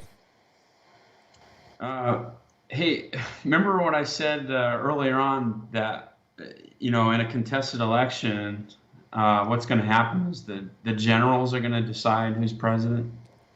Yeah. Dude, they're doing it. This General Milley, I don't think it was a leak or anything like that that went out. I literally think that they're proud that they committed treason, and they don't see it as treason. They see it as like, that they're justified and that they had their own perfectly good phone calls and all that stuff. I don't see any regret or mixed message on that. What do you think? Well, yeah, they feel like they are doing the right thing. And that was going on a lot. That was happening quite a bit in the administration. A lot of people that were leaking information. It was always a new leak every day. Mm-hmm. Like, that was kind of rampant, unfortunately. Yeah, and the Ukraine phone call lawyer, by the way, was my lawyer back when I refused anthrax. Dude, that deep state is so deep that I don't think people fully realize.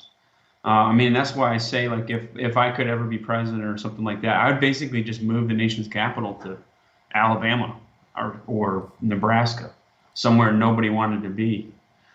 Because you can't drain the swamp. The only thing you can do is leave it. The drone footage of the situation where they droned the civilians in Afghanistan, it kind of reminds me of the drone that they used when they targeted Lavoy Fiticum. Are you familiar with that incident? Yes, I am. Was that a drone they used for that? Well, they took the footage with the drone. Oh, okay. And then, and then Obama had killed. He actually had two Americans on his kill list. He had Anwar al-Awlaki, who was a U.S. citizen, and then he had Abdullah al-Awlaki, he was a 16-year-old boy at the time. Those two were taken out. Trump had accidentally killed his sister, like a little girl, and Trump felt pretty bad about it because she was collateral damage. But I think there's going to be domestic drone attacks. I think there's going to be they're going to stage a right-wing Stephen Pollack. You know what I mean? Because like Stephen Pollack was a Democrat weirdo. They're going to do something, and the whole paradigm is going to get changed. And you look at, people still think that the ballot box is going to fix this. Gavin Newsom got like 62% of the vote when he became governor. He got 64% of the vote in the recall election. And against a black guy, he beat a black guy by even more after California has already gone through all this.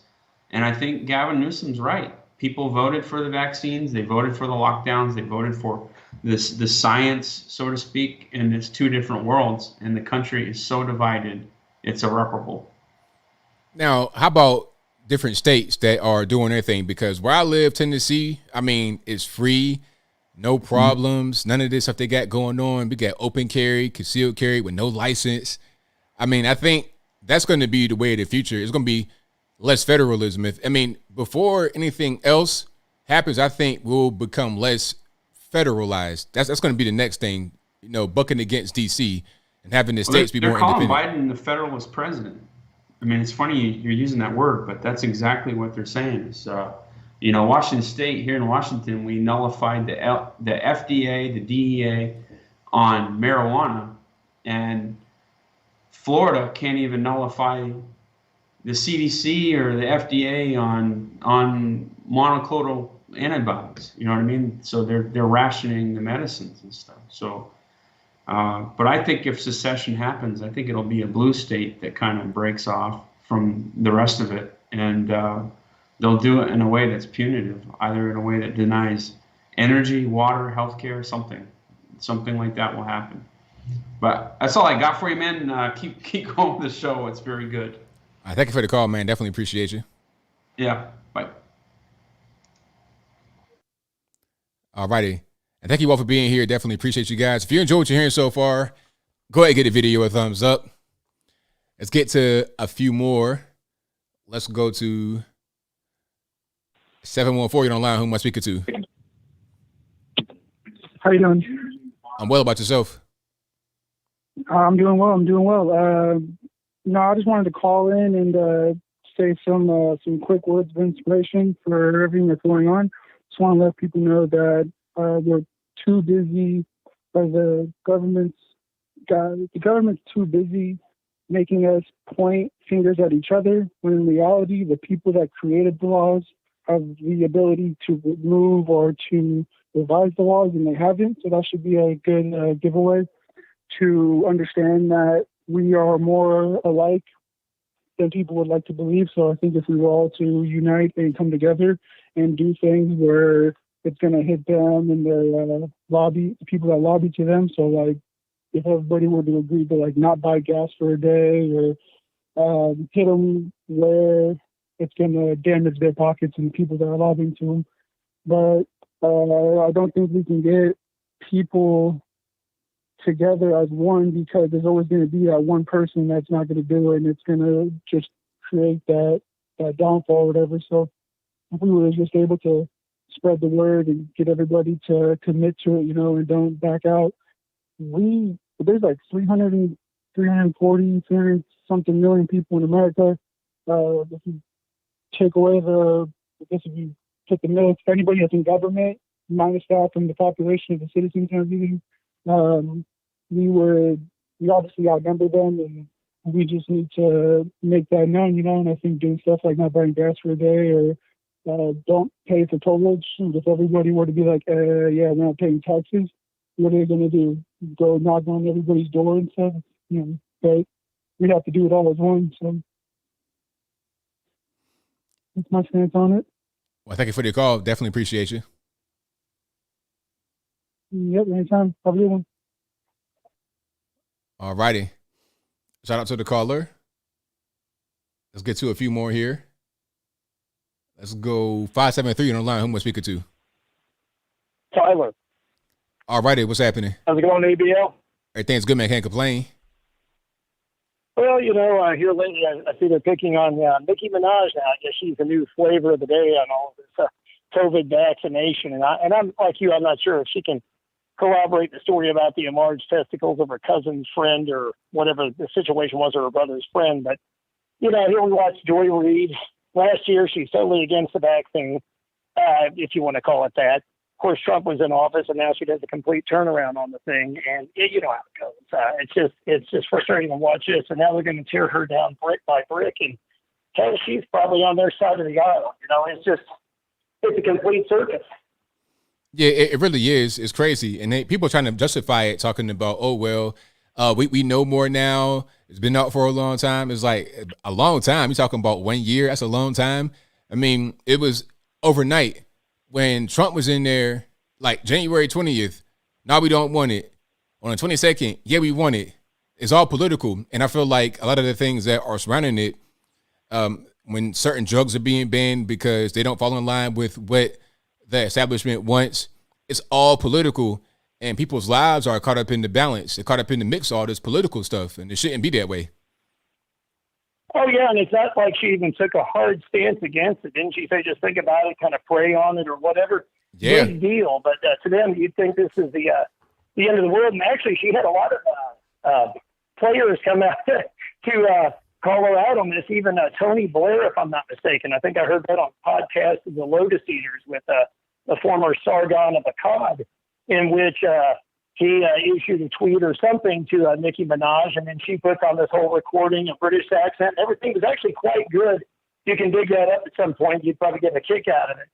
And I'm thinking, here you've got the Prime Minister of Great Britain calling her out essentially and kind of questioning her. It's funny to see people come out of the woodwork. What else can you say? Right, exactly. Well, and one last thing. I thought a great meme for sure, if somebody hadn't done it, regarding today's rally in D.C. would be that old fish-faced character from Return of the Jedi, the original third Star Wars film, just saying, "It's a trap." You know, if you know the movie, you know the line. Right on, man. Thank you for your call. You're doing great work. Appreciate you, and keep up the good work, man. All right, thank you, man. Appreciate it. All right, great call. Shout out to him. Yeah, it definitely was a trap. 336 on the line. Who am I speaking to? Andy. All righty, what's going on? I was just wondering if you had heard about Philip Anderson. I think so. Yeah, I think he had. Well, I've seen him a few different times. I'll put it to you like that. Yeah, I was watching a YouTuber today. There was a rally yesterday in Washington over the January 6th thing, and he was there, and I'd never heard of him before, and it's been so long since January 6th. It turns out that he was next to Roseanne Boylan when she was killed at the Capitol. And the news says that she was trampled to death, but he was saying that the police caused her to die. But so what happened? Like what? Like how did she pass? I was just wondering why I'd never heard of it before, even on Fox or anything like that. You'd think they'd want to interview him, especially after the New York Times came out with their whole video on what happened January 6th.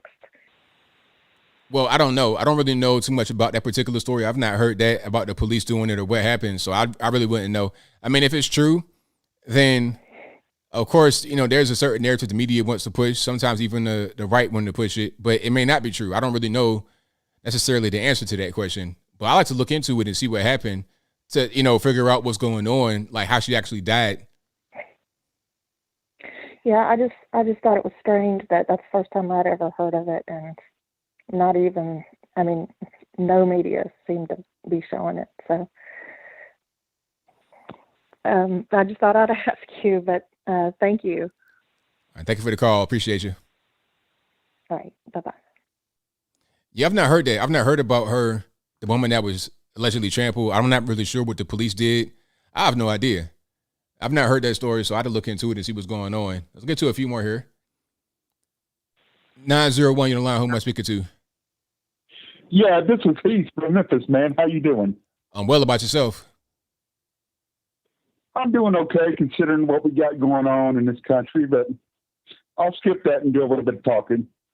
What you see right now going on in America is like the second phase of the Roman Empire with the rise of the emperors. Okay, that's what's going on. All right, America will soon, in about probably 10, maybe 15 years, have its first emperor. But before that, we're going to have small internal skirmishes. Okay, because you're seeing areas like New York go completely lazy and want free money. You know what I'm saying? Everything to them is, you know, spreading circus. You know, we'll give you food, we'll give you entertainment, just ignore what we're doing.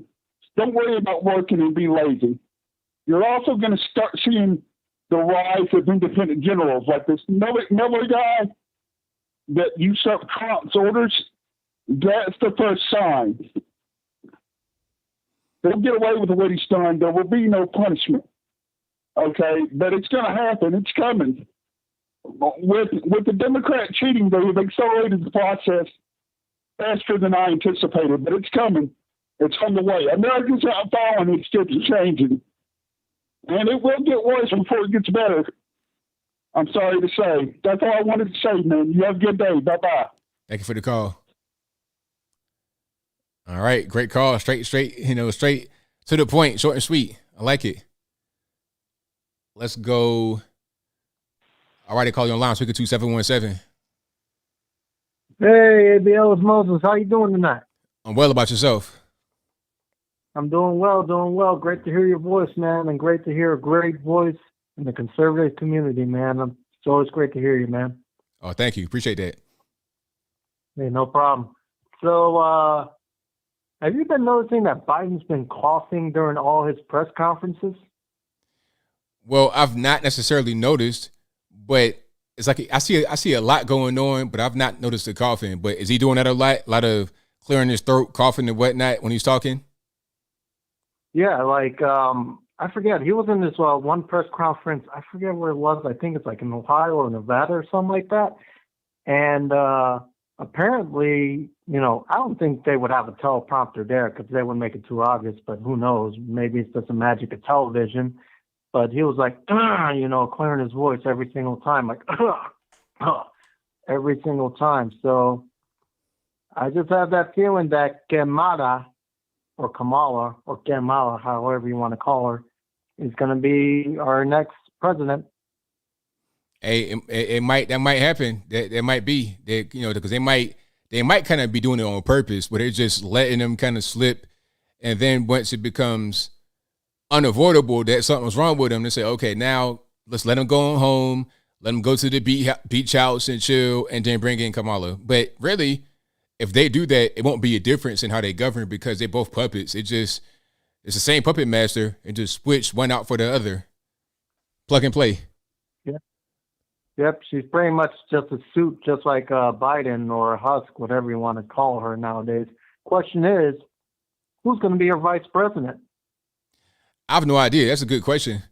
I'm not sure how that works. I don't think it's going to be Nancy Pelosi, to be honest with you, because I was just thinking about it and just brainstorming that Nancy Pelosi is never going to give up that position as Speaker of the House.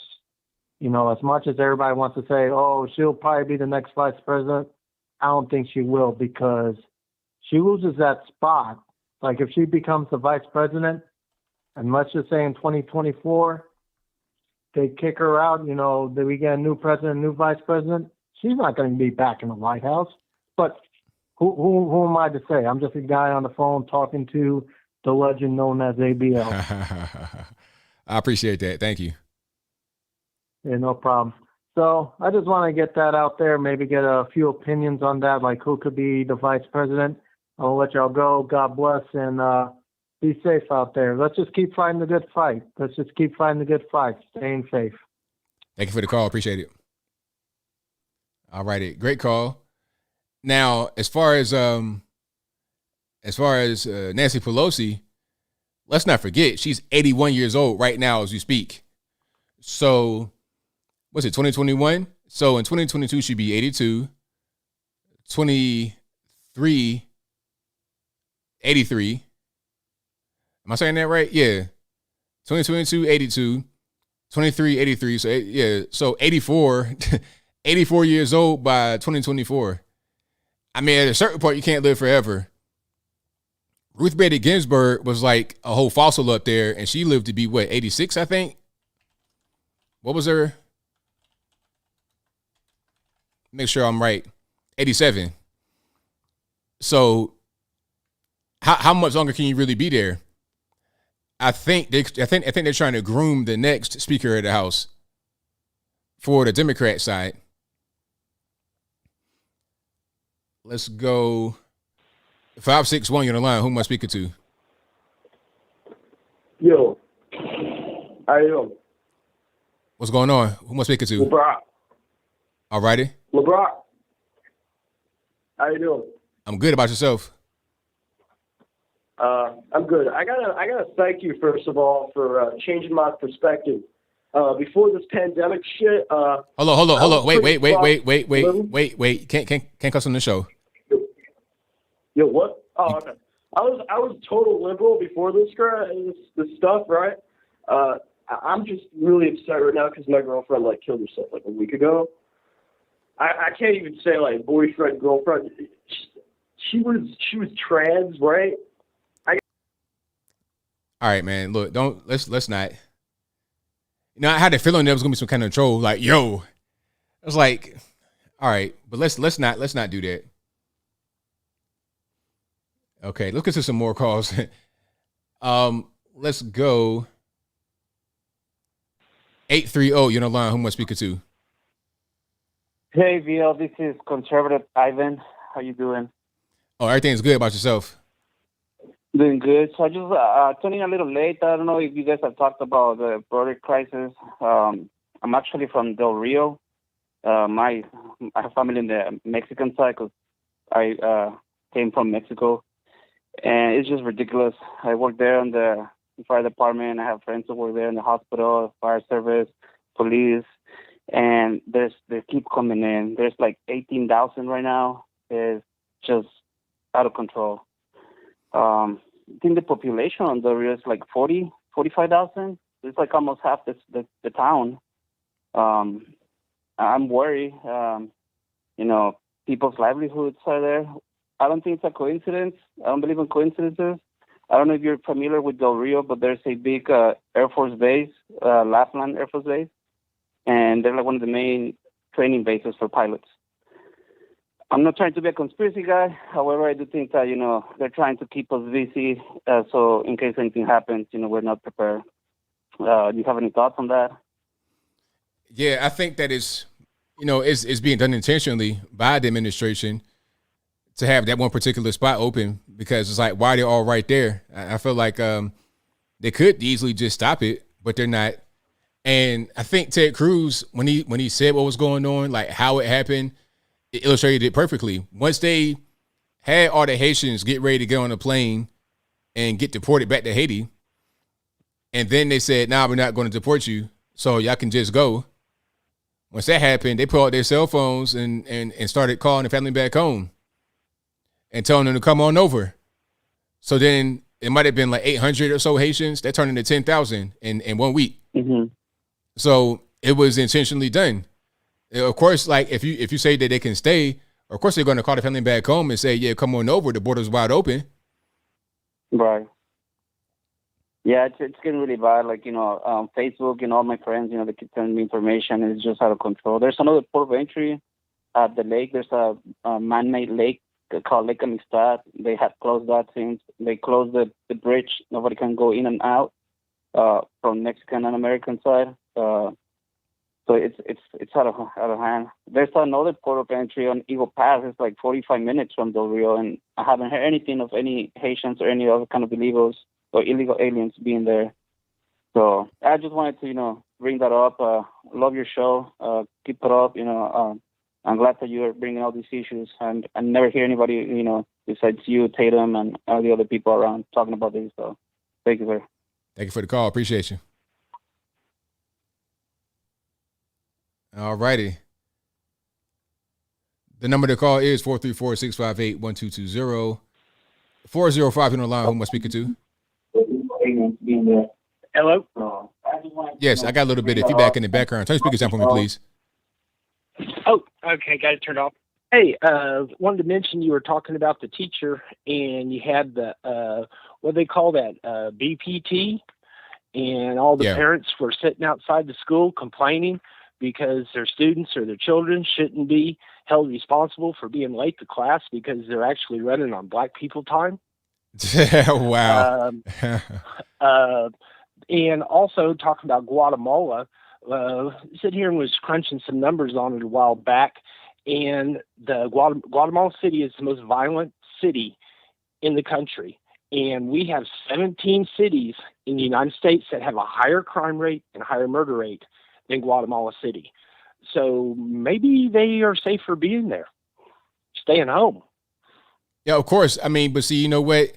If they're talking about safety, the media are talking about, they're just fleeing persecution and it's dangerous. Nah, they're trying to get money. It's economic because, I mean, a lot of these people were fine at home. I mean, they're not missing any meals. I'm seeing quite a bit of obesity out there. I'm seeing some spare tires that could float in the Rio Grande from their waist, even in those parts where it's super deep. It's not a problem. So it's not even the issue of poverty or it's just trying to get money in the U.S. And quite frankly, it costs a lot of money to even get over here. They're talking about between $5,000 and $10,000 US for one person to get coyoted over here. So it's all about just trying to get money and send it back home where it's worth a lot more, so they can get more than what they already had. Oh, I fully believe that. And when you're talking whether it's 20,000, 100,000, 200,000 people that do not speak English, they're not going to be able to get a career per se. Once they get here, that will usually come in the next generation, the second generation, refugees or migrants, whichever you want to call them. So they've got to be housed, provided medical care and food. We just can't stretch that far. Right, exactly. It's just too much. Okay, well, I just wanted to point that out about the Black People Time in the Guatemala City is actually not as dangerous as they try to make it out to be. And love your show. I'll keep listening. Thank you. Thank you for the call. Appreciate it. All right. Here's a meme for you guys. Remember I was talking about the federales earlier? And shout out to you on Twitter who sent me this just now. Thank you for that. I was at Captain Canada. Thank you for that, boss. So here's the meme right here. So that is what I see when I saw them federales out there at the 6th rally. Yeah. If you guys have seen that meme, hello, fellow kids. How do you party? The type of that's this right here. The Steve Buscemi. So yeah, shout out to you, boss, for giving me the meme. This is going to be when I save in my folder. I'm gonna use that again. Anytime I see some kind of obvious FBI plot, I'm gonna bring that right on up. 304, you're on the line. Who am I speaking to? Hey, ABL, this is Lori, and I wanted to talk about how when Nicki Minaj or, the lady that, did not want to get the vax, or Larry Elder, when they don't obey, they get blasted by the left because it's rules for thee and not for me mentality. Oh yeah, all the time. That's how they do. I mean, it's all about just trying to push their narrative, whatever they want to say, and they'll just kind of make things up whenever it suits them. Right, yes, sir. And then the other thing I wanted to bring up too was, you remember that that drone story that supposedly killed everybody. Well, Brandon Wayne Bryant, he was a whistleblower and he was a camera operator for the drones. He's currently in prison because he was whistleblowing and saying, look, these U.S. drones are actually killing innocent civilians. Yes. And he's in jail. Yeah, that's probably going on in Afghanistan right now. Mm-hmm. Okay, thank you so much. You have a great night. Love your show. Thank you. Appreciate you. Okay, bye. All righty, let's get to some more. 323, you're on the line. Who am I speaking to? Hey, BL, Stephanie from LA. All righty, what's going on? Well, I can't believe I got through. I'm actually calling from LA, and I just wanted to talk about how disappointed I am with everybody in California voting to keep Newsom on as our governor. Yeah, that's not too good at all. But I mean, I can't really say it's unexpected because he was voted there the first time, and I don't think the people who voted for him are going to want to replace him with anybody else. Like if they replace him, it wouldn't be for a Democrat because it's like, why do that? You already got a Democrat, and it wouldn't be for a conservative because they like Democrats, and a lot of people just don't think very clearly. All they think is red and blue, and that's it. They don't really think anything in between that. Yeah, I mean, did you even see those commercials with those weird little stop motion claymation things? That you said the what now? They had a claymation commercial that all it did had little creatures dancing, and it just said "Stop the Republican recall." And I think that was it. Once he said that the Republicans were trying to recall him, nobody else here listened to him, listened to anything other than we don't want a Republican. And everybody was like we like the lockdown, so let's keep it up. Wow, I've not seen that, but I want to see that commercial. That sounds pretty ridiculous. Yeah, it was weird. It was that, and then there were some nurses and some people from the grocery store literally just took their mask off, and they were just weird. And I mean, it worked. As long as they got the stop the Republican recall, everybody was okay. So I knew all my family members were saying that we should get the vaccine, and it's kind of hard to get to people because we're in the middle. We're in LA, and you can't say anything to anybody because apparently, I mean, outside my husband, I'm so disappointed. I can't believe people want to live like this. Yeah, it's really wild. Well, and shout out from LA. So we're not all crazy here, and thanks for putting up a good fight for everybody. Right on. Thanks, ABL. Thank you. Yeah, LA, man, that's a whole different animal right there. Whole different animal. It's like a state. It's like a big state in a small area. Super dense.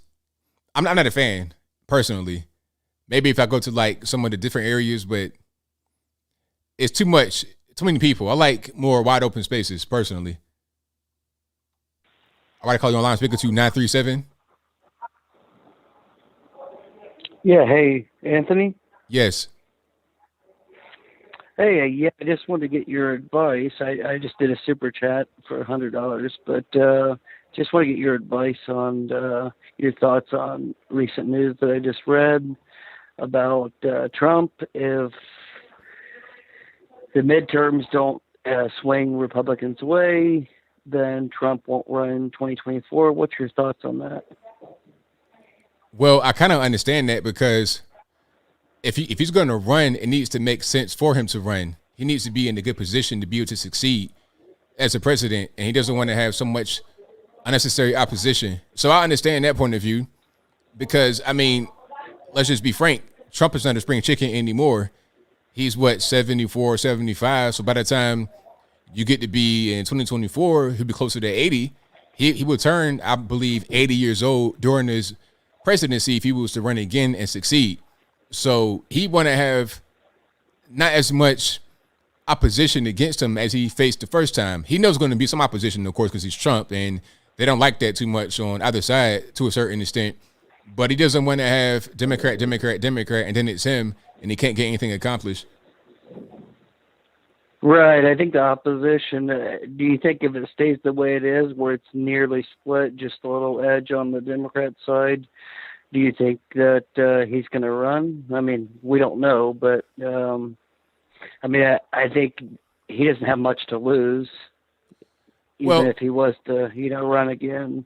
Well, I mean, being the president at the end of your life, it can take a lot out of you. So he has something to lose. He might not want to go through the stress anymore of being the president at an advanced age, especially if he's not able to get anything done, especially if it's going to be some kind of deep state swamp he can't really get beyond. If there's going to be a bunch of leakers and ridiculous people all over the place, he may not want to be there. So it's all about really probably his quality of life. I think he's done a lot for us, and I wouldn't require him to run again. I would just say, if anybody runs, you just support him in the best way you can and push him over the finish line, like a Ron DeSantis. If he was to run, let's say Trump go out there and support him, campaign for him, and everybody else have all hands on deck so we can just put him over the top rather than Trump being forced to run because nobody else will. Right. I think that's why a lot of people are scared to run because Trump has to say yes or no before I think the establishment or even Ron DeSantis or anybody will, even talk about that. Seeing pushback on that. I think maybe, the midterm elections, would you agree that that's going to be telling us a lot after that? Midterms are going to be really, really important. I think we'll see a lot at that time for sure. Okay. Well, hey, I'm a fellow YouTuber. I teach about business credit, but I just want to ask you real quick, what do you use to stream for the phone calls and stuff? Like, what do you use, if you don't mind? Okay, I use OBS, and the way I do my calls, I have Skype. And what you can do with Skype is you can purchase a Google phone number. It's like $20 every, I think, 4 months. It's kind of like a subscription. So $20 every 4 months, you can get a phone number, and you can link it to your Skype. So when you guys call, it comes to my Skype application, and I can see it, and I could just select you. And also, you can do video the same way. You can just use Skype as a video service. You can call in through video and audio, and I could put that on the screen. And I can also have the audio pipe through my desktop, so when you guys call in, the audience can hear it. Yeah, because I use StreamYard, but this is the first time I've ever seen anybody do any like voice, because people are, they don't want to go on video because they're shy or whatever. But yeah, I'm gonna have to look at that. That's Skype for creators, right? I just have regular Skype. I'm not really sure about any other specific version. It just says Skype on mine. And you just use YouTube Live, or do you use a stream system? It's called OBS.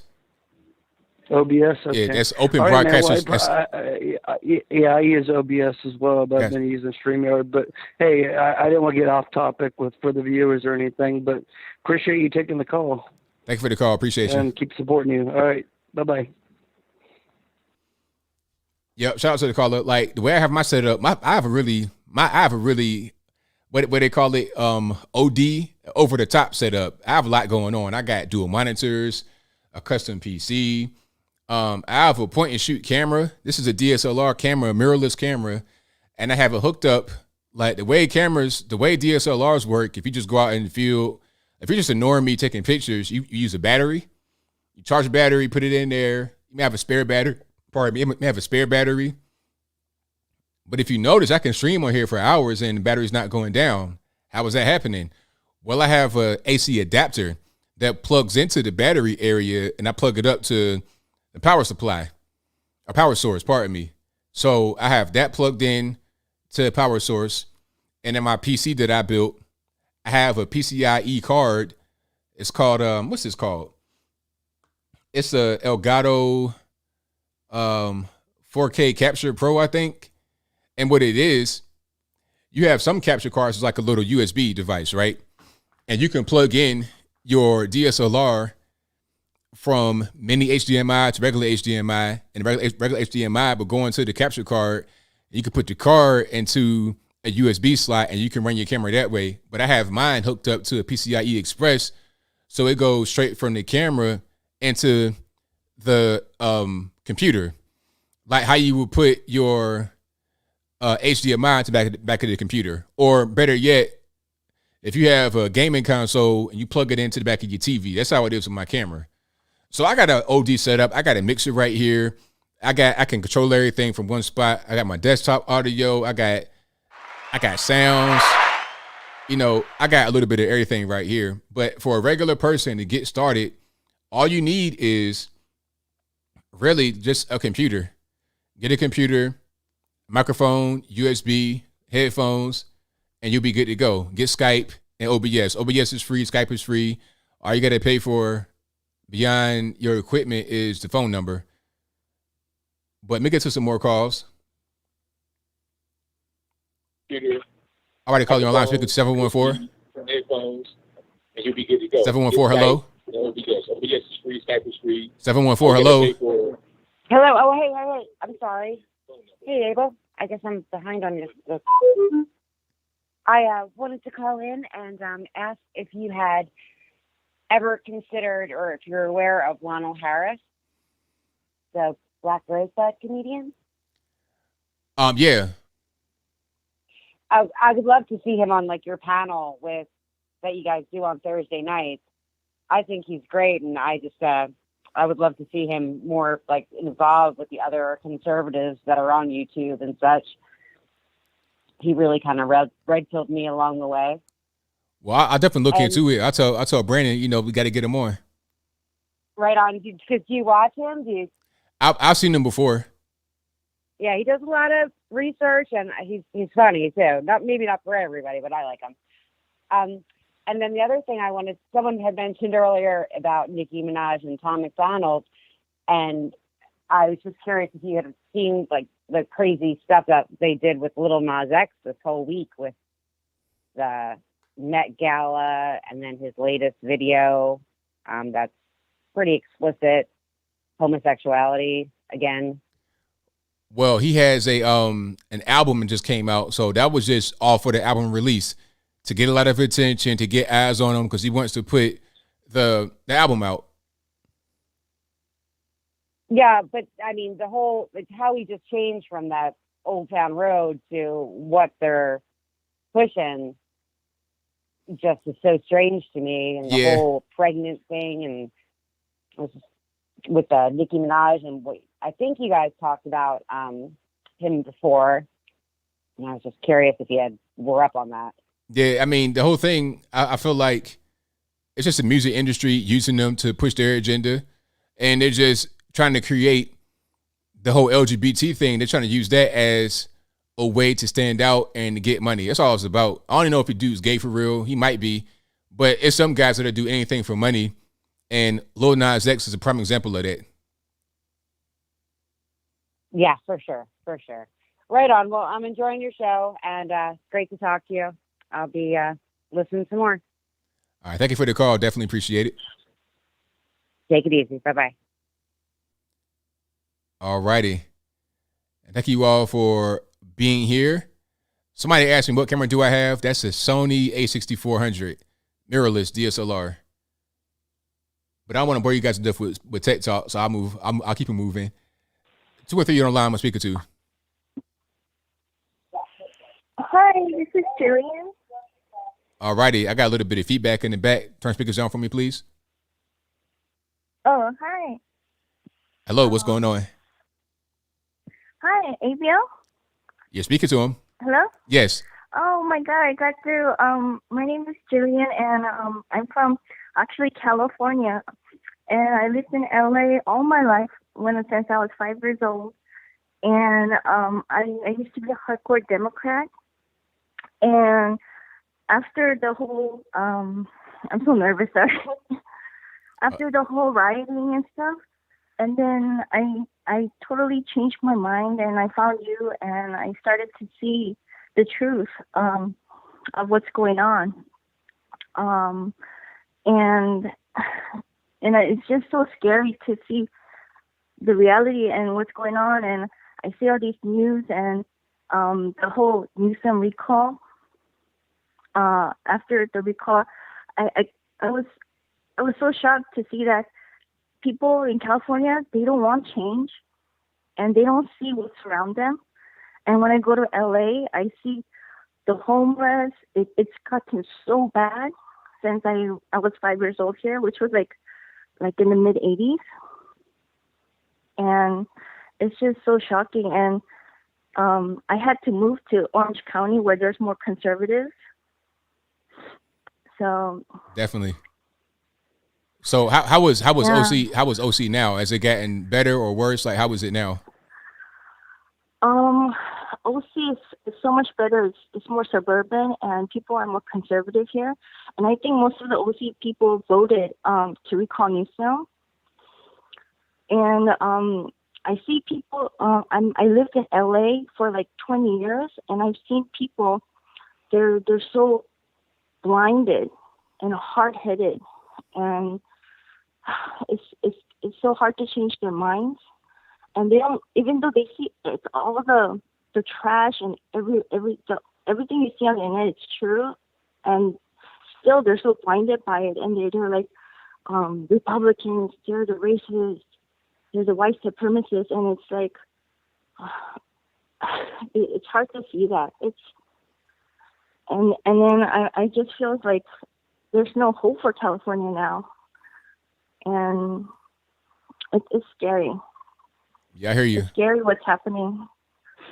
And I see all I used to hang out in Melrose, that street, like when I was in my teens, and it was really safe back then. But now it's like they're all getting robbed, and even just sitting in a cafe there, they're just being held up with gunpoint, and it's just so scary. And I had to get out of there, and I got out of there like 7 years ago, and I'm in OC. I do feel much safer here, though. Well, that's good. I'm glad you're able to get out of that, dangerous environment for sure. Yeah, and I don't know like what the future's gonna hold for California, and I'm also considering like moving out of here. It depends on how bad it gets. Right. It's getting really scary. And I used to be a liberal, so I don't believe in guns and stuff. But now it's like maybe you do need guns. I don't know. It's just so scary to see all that happening. Yeah, I mean, at a certain point, you know, if people are getting crazy around you, you may not be a violent person, but everyone has the right to defend themselves. At least they should have the right to defend themselves. Right. So I'm like scared, even though I'm in a more like a suburban area and it's more conservative people around me. But I feel like, oh my God, I gotta lock all my windows when I sleep, and it's just scary. Yeah, I hear you. Yeah. Well, anyway, I just called to say thank you, and you are one of the channels that I found after basically I guess I red pilled. That's what you call it. Yes. When I saw with the whole George Floyd thing, and I lived through the '92 riots, so I've seen what's happening back then and now, and it hasn't changed. It's actually gotten worse, and so this time around, I started following you, and I started following Candace Owens and oh my goodness, like all these people, and then they opened my eyes to the truth and what I see around me. And you know, what's funny is I didn't even realize that the KKK were the Democrat Party. That's right. And that's how we're brainwashed. Even my education from kindergarten through high school was okay, but once I went to college, they would teach you that the Republicans are the bad guys, are the racists. So, so I was in with you know, the hardcore liberals, and then now I see the truth. It's not true, and it's actually everything's upside down and opposite of what you're thinking. It's crazy. Right on. Well, thank you for the call. Thank you for your work. Thank you. Okay, bye. Very good call. Right on. Great call. I mean, I like seeing that red pill moment come to fruition. I like being able to see it just, you know, I had it. It's a great experience. So shout out to the caller. I'm glad you're able to, you know, experience that for yourself. All right, Skype caller, who am I speaking to? Hey, what's up? Not too much. Hey, my name is Reed. I'm from South Carolina. All righty, what's going on? I just wanted to talk about some of the stuff you were talking about with the Nicki Minaj saying what she said. At the beginning, I was kind of surprised, but then once I thought about it some more, I wasn't, because I remember I used to listen to her, and she always had some decent messages in there. Okay. I mean, I wouldn't know. I'm not necessarily always, but sometimes though, you know what I mean? Right. Like, she's not necessarily a newcomer when it comes to saying something that's decent. Yeah. Okay. She would sneak some positive stuff in there. And another thing with the Lil Nas X was, I don't know why he was ever allowed to perform out of school to begin with. People think Old Town Road was a kid song. He talks about drinking lean in it. I don't understand how people how that even happened. But you got to understand, like, parents not gonna know what that is, and the kids aren't gonna know either. This and the whole thing about. But I'm just saying, like, there's a lot of songs that are catchy and they talk about drinking lean, but they don't get that big. That was the biggest song of all time. Yeah, because people didn't know what that was. It's a lot of songs where people don't know exactly what they're talking about. Like, Get Your Roll On. Have you ever heard that song? Everybody Get Your Roll On. You ever heard that song? I think so. I mean, you're right.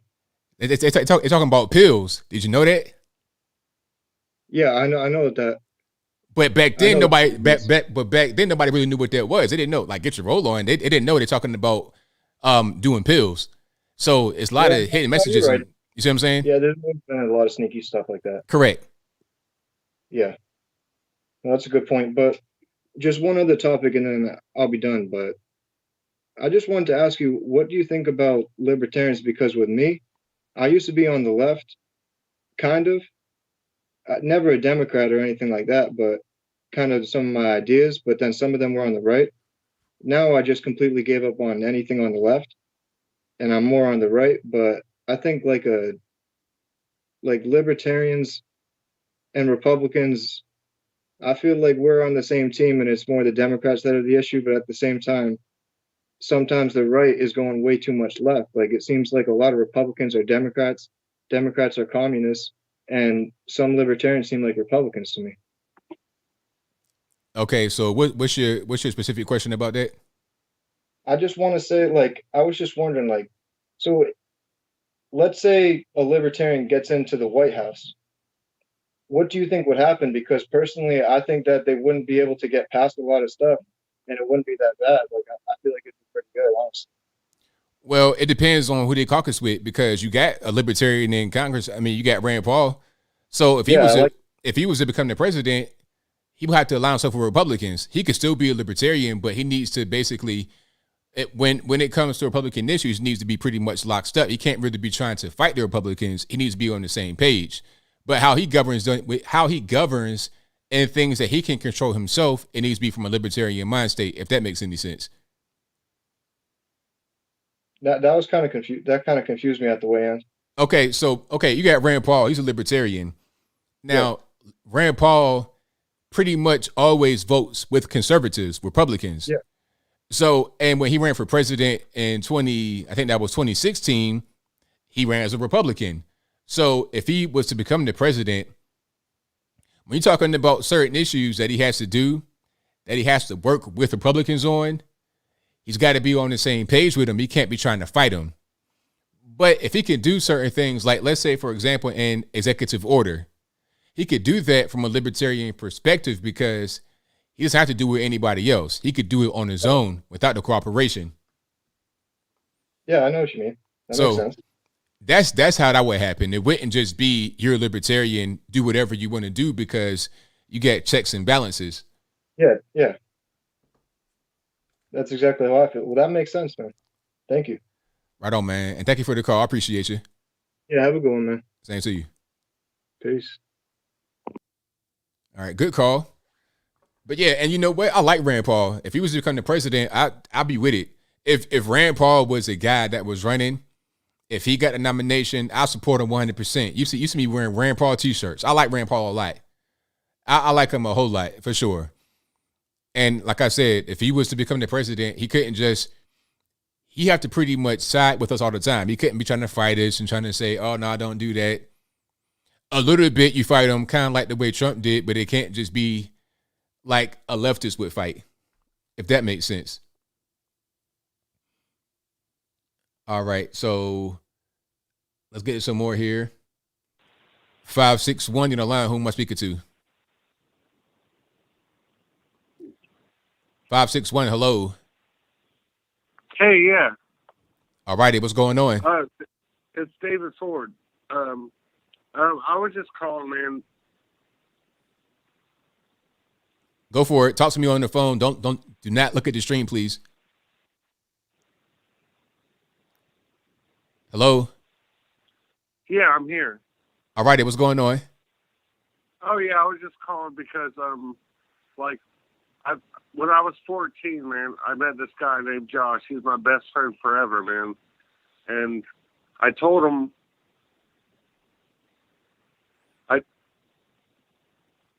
okay, call it.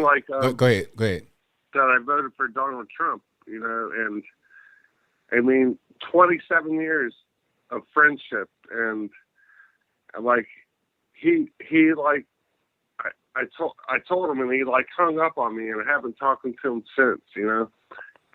And also, like a lot of people, like at work, like I have to deal with like people that are like on the left, and I don't know how to deal with it. I don't want to I don't want to confront them, you know. It's like I'm shy about it, so it's like I don't know what to say to them. I don't know how to because as soon as I say something, like if I let them know I'm a Trump supporter, they like they like gas off on me. They're like crazy as hell. Like it's crazy. It's stupid. Like, and I don't know what to do. Here's a question. Here's a question though. Why would you tell somebody that? Like, what's the context?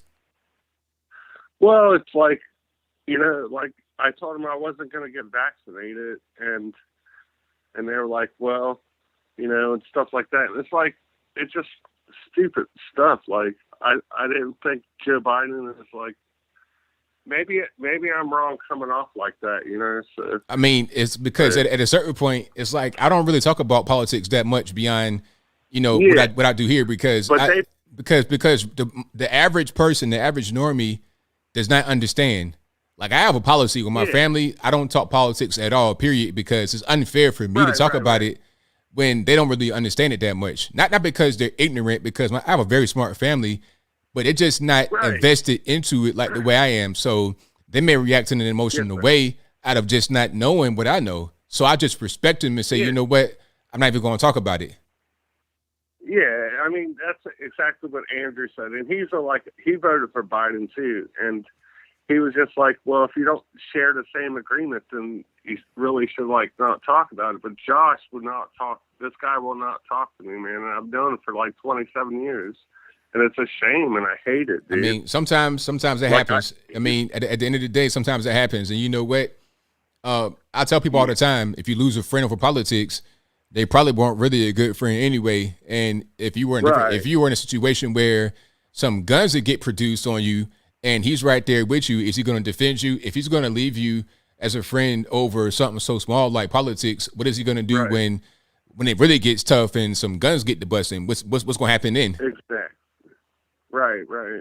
That's absolutely true, man. It's just like, I don't know how to stand up to these people, and I don't know if I should or not. And don't even really engage in it if you don't have to. Like, I don't even really, because at a certain point, it's like, why am I even doing this? I'm gonna just talk regular, without the politics being involved. But they're talking it, and I got 3 people, my manager and my assistant manager. At work, talk about it, and I want to say, at work. Don't do it because when you at work. I'm not even trying to be a political superstar at work. I'm trying to get money, period. I'm getting my money and I'm going home. Right. I'm not trying to make friends. Like, if I make friends, great. If I don't, that's fine too, because at the end of the day, I'm not here for that. I'm here for the money, and that's it. Absolutely, man. Yeah, that is true, man. Yep. Get your check and go home. You're absolutely that's right, it, man. Thanks for the advice. No problem, man. Thank you for the call. Okay, thank you. Yeah, if you're at work, don't do it. I can understand if you want to be a political activist or whatever, but at work, no, that's the wrong place, because you must run to get fired. It's like, was it worth it to talk about how you voted for X, Y, and Z person to lose your whole livelihood? I think not. It's like, at the end of the day, I like eating and being able to have a place to live more than I like being a political activist. So, if I'm not willing to risk my whole shirt, then I think I got to just be at another time and place. Time and place. 724 in the line. Who am I speaking to? Oh, hey, ABL, this is Zach. All righty, what's going on? Hey, how's it going, man? Hey, that last caller, talking about losing a friend and all that. I think on our side, we've all lost some friends over this political stuff. Oh, yeah. You know what I mean? To me, it's more like when a lot of these people, when this situation gets worse, with the authoritarianism, a lot of those people are going to turn around and say, you know what, man, you were right. I made a mistake. It's coming. Oh, yeah, it's definitely. Right now, maybe they're brainwashed by some of this stuff, but it's going to get worse. And I think they're going to look back and regret a lot of this stuff that they're blindly following, watching CNN or whatever it is.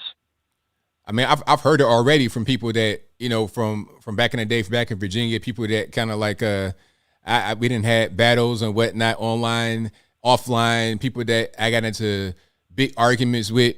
I'm already getting, I'm sorry for that. You were right. I'm already getting that. And I'm not trying to say that in the way it's where I'm trying to brag and all this and that. I'm just saying it as people are waking up. They're realizing what I was saying 2 or 3 years ago was correct. and now they're on the right path now. So I really like that part of it. Right. Absolutely. Did you touch on the border situation tonight? I guess there's 15,000 under that bridge now. Yeah, I did. Yep. Yeah, that's crazy, man. I mean, a few days ago it was a couple thousand. Apparently, there's up to 15,000. We're talking about, a lot of us on our side are talking about getting a big win in the midterm. But, you get a little anxious with how many illegal immigrants are flooding into the country. Yeah, it's crazy. I understand a lot of people are waking up, but with an influx like that kind of sometimes can mitigate the number of people that are waking up to this stuff. So you got to be a little nervous. Don't get blackpilled. Go out and vote. You see some people in the chat are saying things like, we're never going to win another election. Can't have that mentality. You got to go out and vote, man. This next midterm is going to decide a lot. It's very important. Oh, definitely. It definitely will. So people got to have that. They got to be able to understand that things may not necessarily be perfect right now, but you can't give up the fight. It's going to be an ongoing fight. It's never ending. It's never ending. We can't just say, okay, we get one guy in office, we could just sit back on our laurels and just be drinking wine and whatnot. Nah, you got to go out there and keep on fighting every day, because it's going to be a constant battle for the country. Right.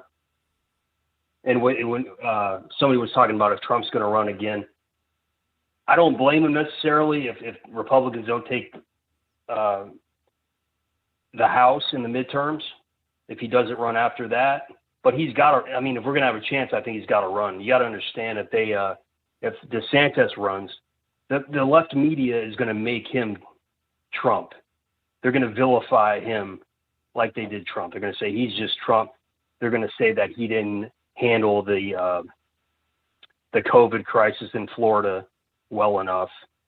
So you might as well go with the guy with the most star power, with the most influence and backing from the people. That would be Trump.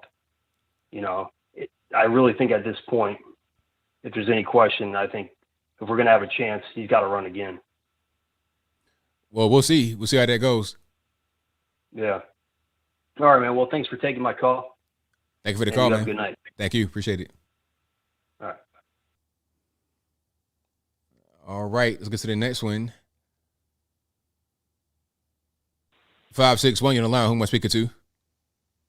Hi, ABL. This is Allie. I just wanted to say thanks for all your hard work, and I wanted to bring awareness to the food crisis, that's coming, like the next manufactured thing, and just tell people, to prepare, start growing food, and get ready. And I watch Ice Age Farmer.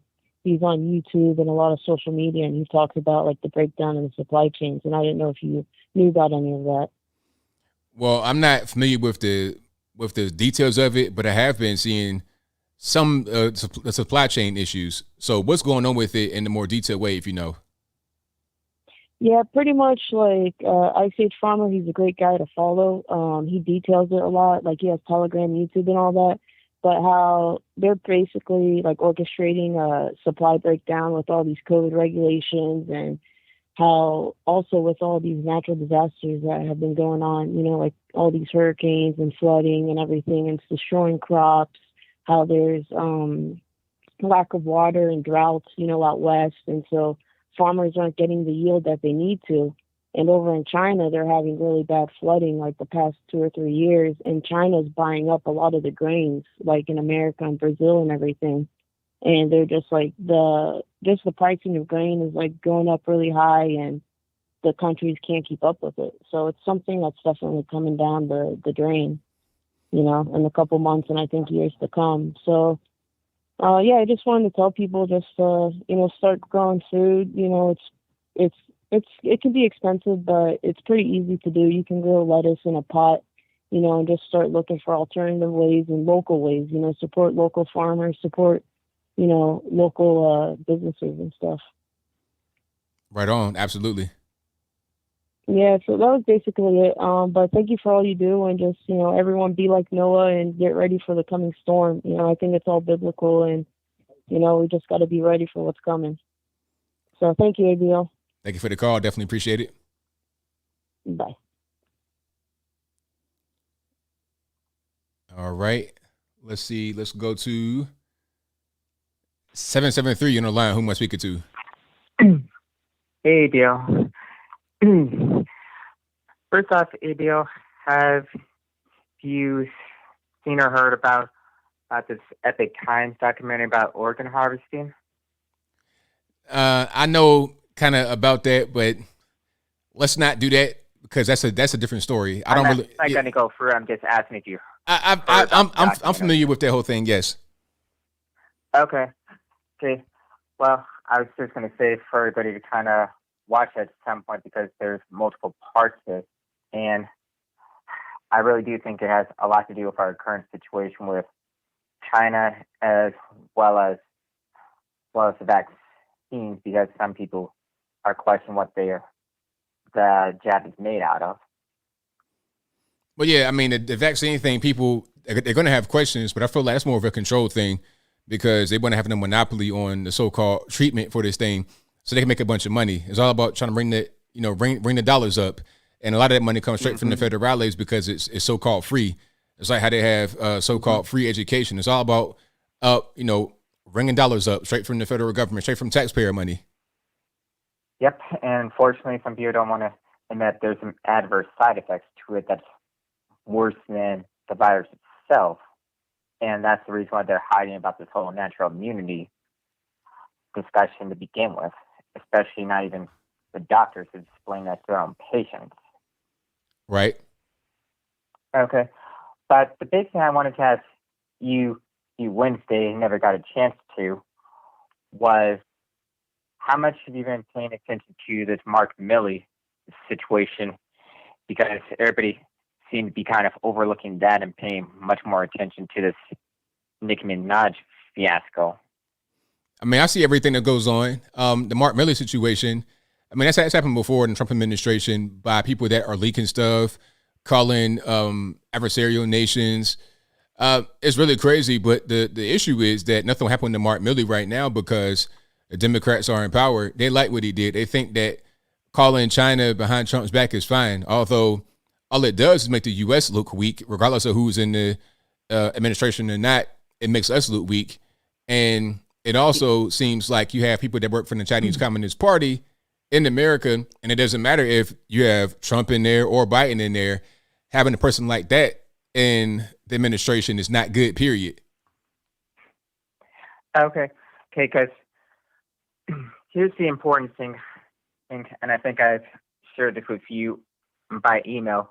The gateway pundit that Nancy Pelosi, after January 6th, she greenlit the whole thing for Mark Milley to even begin talking with China behind Trump's back. And if Trump does this, you pretty much do the opposite. So basically, the big question on the table everybody needs to ask themselves is, can Pelosi and a couple of other Democrats in the House specifically be charged with treason too? Because if you kind of look at the situation, it's pretty much exactly similar to the Benedict Arnold and John Andre situation. And I, for one, really think that we need to start weeding out a lot of the traitors in our midst to begin with before we begin fighting some type of war with China at all. But anybody going to fight China? Anybody going to, because it'd just be, that'd just kill the whole world. It'd be the same way to try to fight us. It wouldn't make no sense. So for him to even do that was just dumb. He was just trying to gain favor with China because he may see them as a better nation than the U.S. because he's dumb. Mark Milley, that is. So it's a lot of that going on. But unfortunately, Mark Milley's going to be fine for now as long as the Biden administration is still there. Well, I do think for you as well as other conservatives should do an exclusive show on the Mark Milley situation so everybody's well informed on it, and more importantly, ask these type of critical questions about it, because this issue of treason is pretty much far more serious, and we can't simply just vote them out to begin with.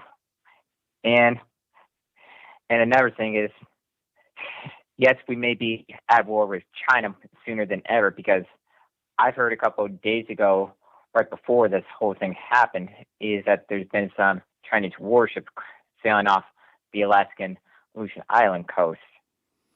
I mean, they always do stuff like that, just like they had Russian ships over there, like, and Russian ships like Gulf of Mexico. They always do stuff like that.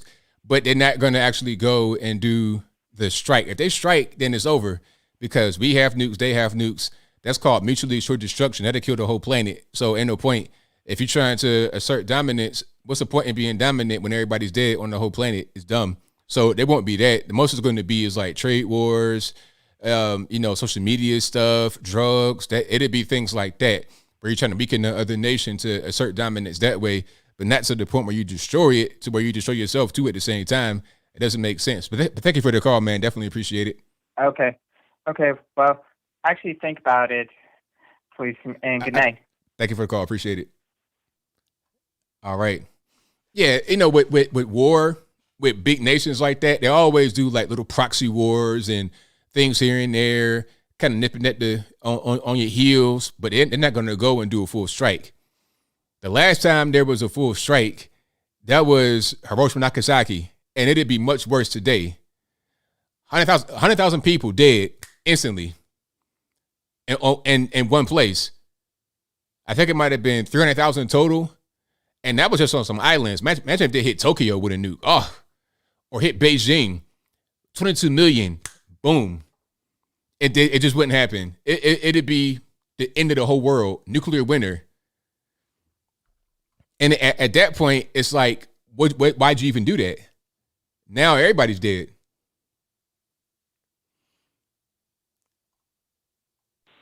$310, you're on the line. Who am I speaking to? Sir Ron from Georgia. How you doing, ABL? I'm well. About yourself? I'm doing good, sir. Wow. I've been trying to come on for a while, man. There's been a lot of things going on in our nation, that state in California, and just our nation altogether. The things that they're doing throughout is crazy. The more they're letting in the Afghanistans and the Afghans, the illegals coming across our borders, influx without being tested, vaccinated. Not only that, they're being transferred and sent to red state in the nation to try to water down the representation. But the thing about it, that our country right now are not being represented. People that we send our views, not their own. But unfortunately, everything they got their hands up high, eating it all up on themselves. Even it's a sad state right now.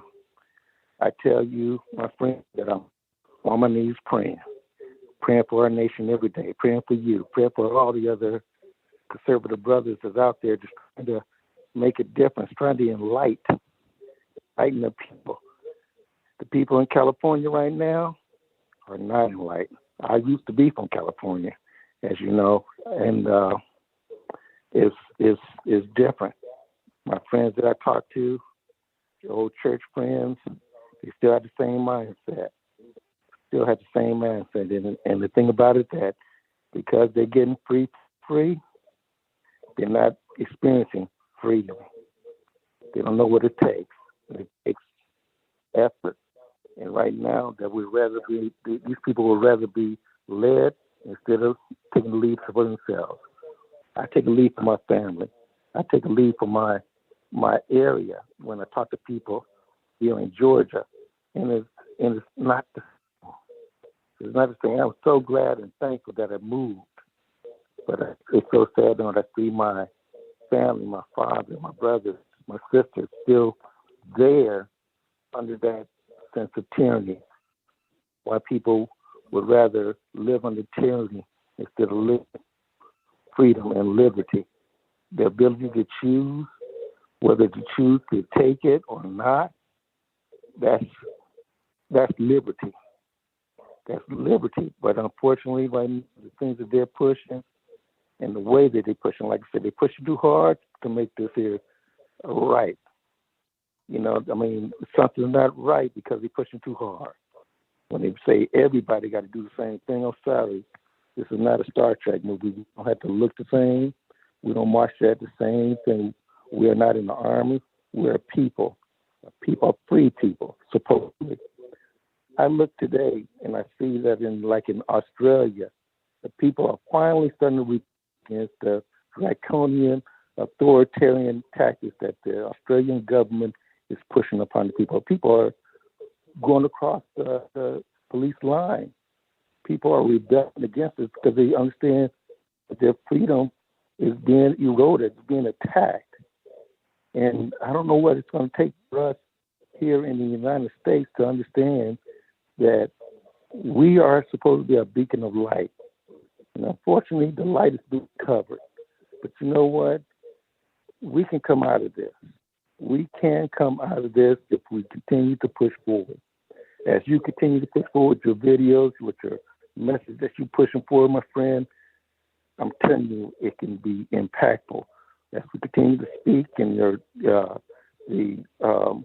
the brothers and the people that are on the chat, you know, they're seeing, but we got to go out and touch somebody else that's not seeing.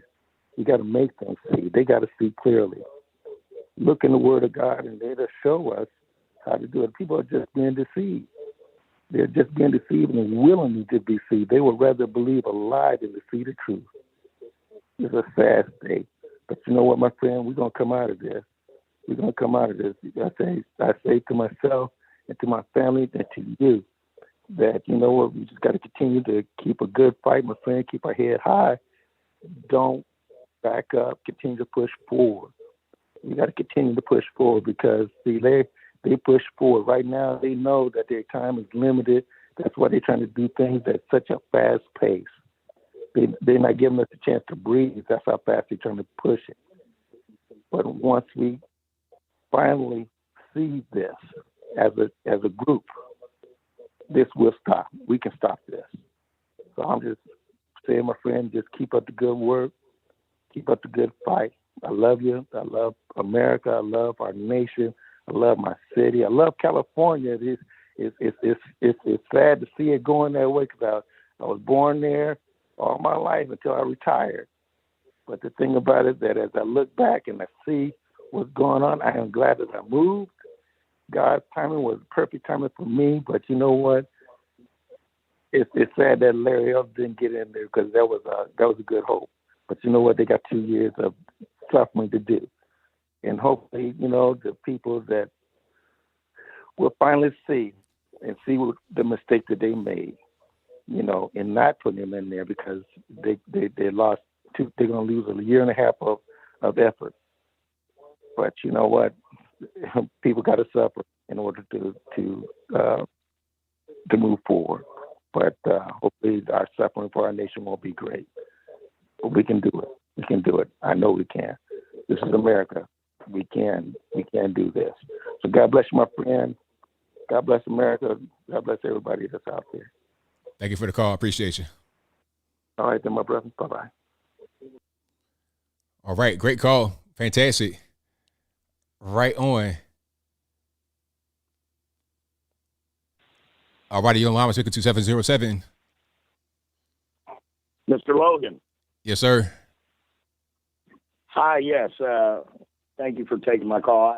I actually have a question for you. How do you feel about what's going on at the border? It's really terrible, and I think that it's all just politically driven because that was a campaign promise. We're not going to deport artists. We're going to have the border open. We won't have any more kids in cages, and then that's just creating an environment where illegal aliens are rushing the border because they know that they have a good chance of being able to get in, and there won't be any kickback. Exactly, and that's the way I feel about it. You know, I've been around the world in the military. I got kids that live in Europe, and I've seen what happened in 2015 in Germany when they were letting migrants in from the Middle East by the thousands. Yeah. And you're talking overnight, there was hundreds of rapes, robberies, murders, and I'm not saying they're all like this. Like I said, I was in the military, so I've seen the good and the bad, but you know, I just wanted to see what you thought, because like what's the end game? You know, what's going to come after this? Yes, you know, give us you're tired, you're hungry, you're weak, but that was from Europe and a long time ago. What's going to come of all this? I mean, there's definitely going to be a lot of crime that goes up because these people are not being vetted. You have no idea who's coming over here. You could have some escaped criminals coming over, doing whatever they want to do. It reminds me, well, on a smaller scale, when they had the Cuban boat lift, and I think Fidel at the time bragged that he had flushed the toilets of Cuba onto America, and you had every pervert, every criminal that they could find, and regular families too, but a lot of criminals they put within the mix. So then when they came to South Florida, it was carnage because they were already criminals in Cuba, and they send them here and they continue to be criminals. It'd be the same thing with the border being wide open, not just the criminal people that engage in crime and violence against other people, but also a lot of drug running coming from China, Mexico, Colombia, also guns from all over the world. Crime is going to increase as a result of this because there's no security. And when there's no security at a southern border, a country border, you're going to have crime as a result. It's inevitable. Correct. And Scarface showed us that, 40 years ago, which, real quick off topic. I'd just like to say, I did multiple deployments in Afghanistan, Iraq, Somalia. I've been around the world. I know these people, and what's going on in Afghanistan, we brought hundreds of thousands of them around the world. I just like to personally say what a lot of people aren't is a lot of those people that work for us, interpreters, the list goes on. They were not all good people. I mean, I personally had to do my job multiple times with people that worked with us that were setting up IEDs and setting us up for attack. We just brought all these people here on airplanes and didn't vet not a single one. I watched them get on the plane. I knew friends that were a part of Pineapple Express, and God only knows who we brought here, let alone who's walking right across our borders. So That's that right. was just the main reason I called in tonight, was to, get your point on all this. Well, thank you for that. I definitely appreciate it. I think that we need to just, I don't know what the solution is, but I feel like as long as we have this going on, it's going to continue with this administration. So hopefully we can get past it. Right on, brother. I appreciate it, Mr. Logan. You have a good night. All right. Thank you for the call. Appreciate it. Yep. Bye-bye. All right. Skype caller, who am I speaking to? Oh, hello. Yes. Oh, sorry, 1 second. Let me mute you. Hey, everybody, how's it going, man? It's Danny from London. All right. Everything's all right about yourself? Yeah, good, thanks. Yeah, great show tonight again, man. Thank you. Appreciate it. Yeah, so I just wanted to touch on a couple of topics tonight. First off, props to Nicki Minaj for standing her ground, I guess. And not backing down to the mob or whoever you want to call it. But yeah, I think we need more people like her and people with her background and status as a celebrity to just speak out and just not be afraid to kind of speak your mind on whatever, really. And with Twitter, I think they're doing her a favor really by was it canceling her or getting rid of getting her out of the platform, whatever. Because if you can't speak your mind or whatever on a social media platform, if you can't just question things and just talk, because that's what social media is for, right? It's just to question things and talk and learn or whatever. Then you shouldn't really want to be on that platform, should you really? Right. You shouldn't want to, but see, the thing is, with social media, it's hard. It's a double-edged sword. It's like you don't want to be censored. You don't want to be silenced. And at the same time, support the platform. But it's hard for people to get the message out there without it. So it's one of those double-edged swords.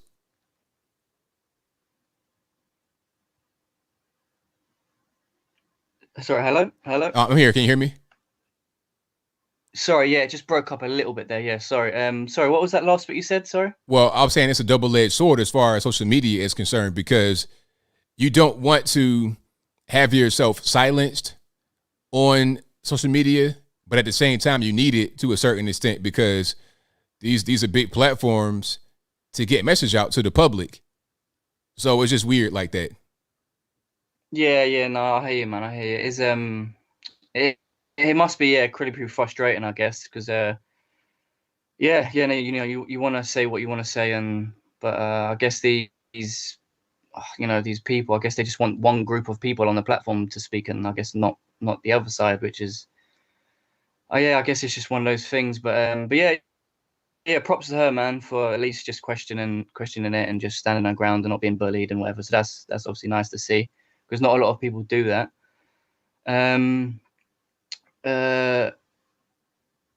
Because it's sort of that recently, that sort of similar thing happened to Joe Rogan, didn't it, about the whole vaccination and corona thing, and him sort of coming out and talking about his experience with it, and so that was obviously nice for him to as well, to come out and just give his thoughts on it. But I guess the mob went after him as well for recovering too quickly, I guess. I mean, that's kind of weird. But I guess he should have died. Maybe that would have been better. I'm not really sure. I mean, because recently I caught the famous virus a couple of weeks back, and I was ill for 4 days, I think. I mean, it was sort of it just felt like a flu to me. It was, high fever. I had the sweats, muscle aches, and 3 or 4 days I took loads of supplements, loads of smoothies, make sure I got a load of fruit in my system. And I just, stayed in and recovered, 3 to 4 days. And when it got to about the week, about a week, I was fully 100% recovered, man. So, I guess, I guess it was pretty bad, but I guess it wasn't as bad as, most of the media go on, like it is, And I had some people around me say, if you were vaccinated, you probably wouldn't even felt any of the symptoms. You would have been fine within 1 or 2 days. And I guess you just can't win those arguments, can you, really? It can't win, right? Yeah. So sorry. Yes. So the next one was Larry Elder. I was following his run, sort of on and off. Watching his debates and his talk on the media stations and stuff. And I guess it's a shame. But I guess, do you think with Cali, it's just too much of a blue state? It's just too soon for them to accept a Republican to run? Is it just simple as that? Yeah, that's really just the bottom line. It's just too blue. It's too far gone, unfortunately. And the bad part is that it's a lot of the California that's not like that. Some of the places that's not Los Angeles and San Francisco, they're not so far gone. But LA is so big. 10 million people in LA by itself, 10 million, that's more than a lot of states. And then the Bay Area, San Francisco, with all the tech, that's where Apple and all that stuff is at. It's right there. So it's hard. It's hard to really get beyond that.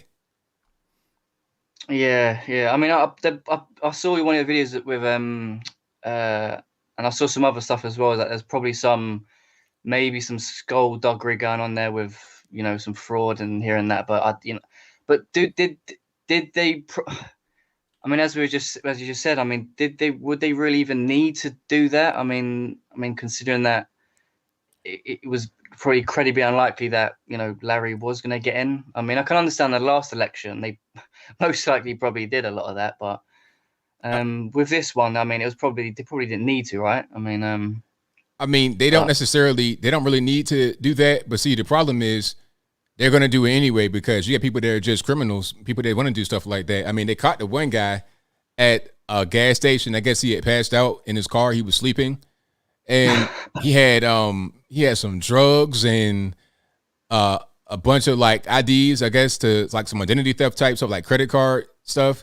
And then he had 300 mail-in ballots. So why do you have 300 mail-in ballots right next to some drugs that you're trying to sell? So that kind of stuff does happen. I'm not really sure how widespread it is, but it happens. Maybe they want just to make sure that there's no chance of losing. I'm not really sure what the purpose of that is. Yeah, no, I hear you, man. I hear you. But yeah, I'm a really big fan of Larry, and been following him the same sort of time I've been following you and the other guys. And I mean, again, I don't think anyone can necessarily go toe to toe with him when it comes to these debates. I mean, did Gavin Newsom even talk with him or debate him, or I didn't see nothing like that. I mean, I think people are petrified of him. Nah, it wasn't even that didn't even really go on. All the Democrats that came out there to campaign for him, and then that was pretty much it. Right, yeah. So what do you think's next from then? Do you think he's going to continue this, or do you think he'll just go back to doing what he sort of normally does? I mean, I'm not really sure. He probably will try to run it again, but I'm gonna cut you right here. But I got a few more calls on the lines. Thank you for the call, man. Definitely appreciate it. Yeah, all right. Thanks again, ABL, for taking my call, man. I appreciate it. Take care, man. Thank you. Thanks. No problem. All right, let's get to some more here. Let's go to. All right, hold on one second. Let's go 720. You're on the line. Who am I speaking to? 720. Hello. Going once, going twice. Sorry, 720. I don't know what happened. Let's get to some more here.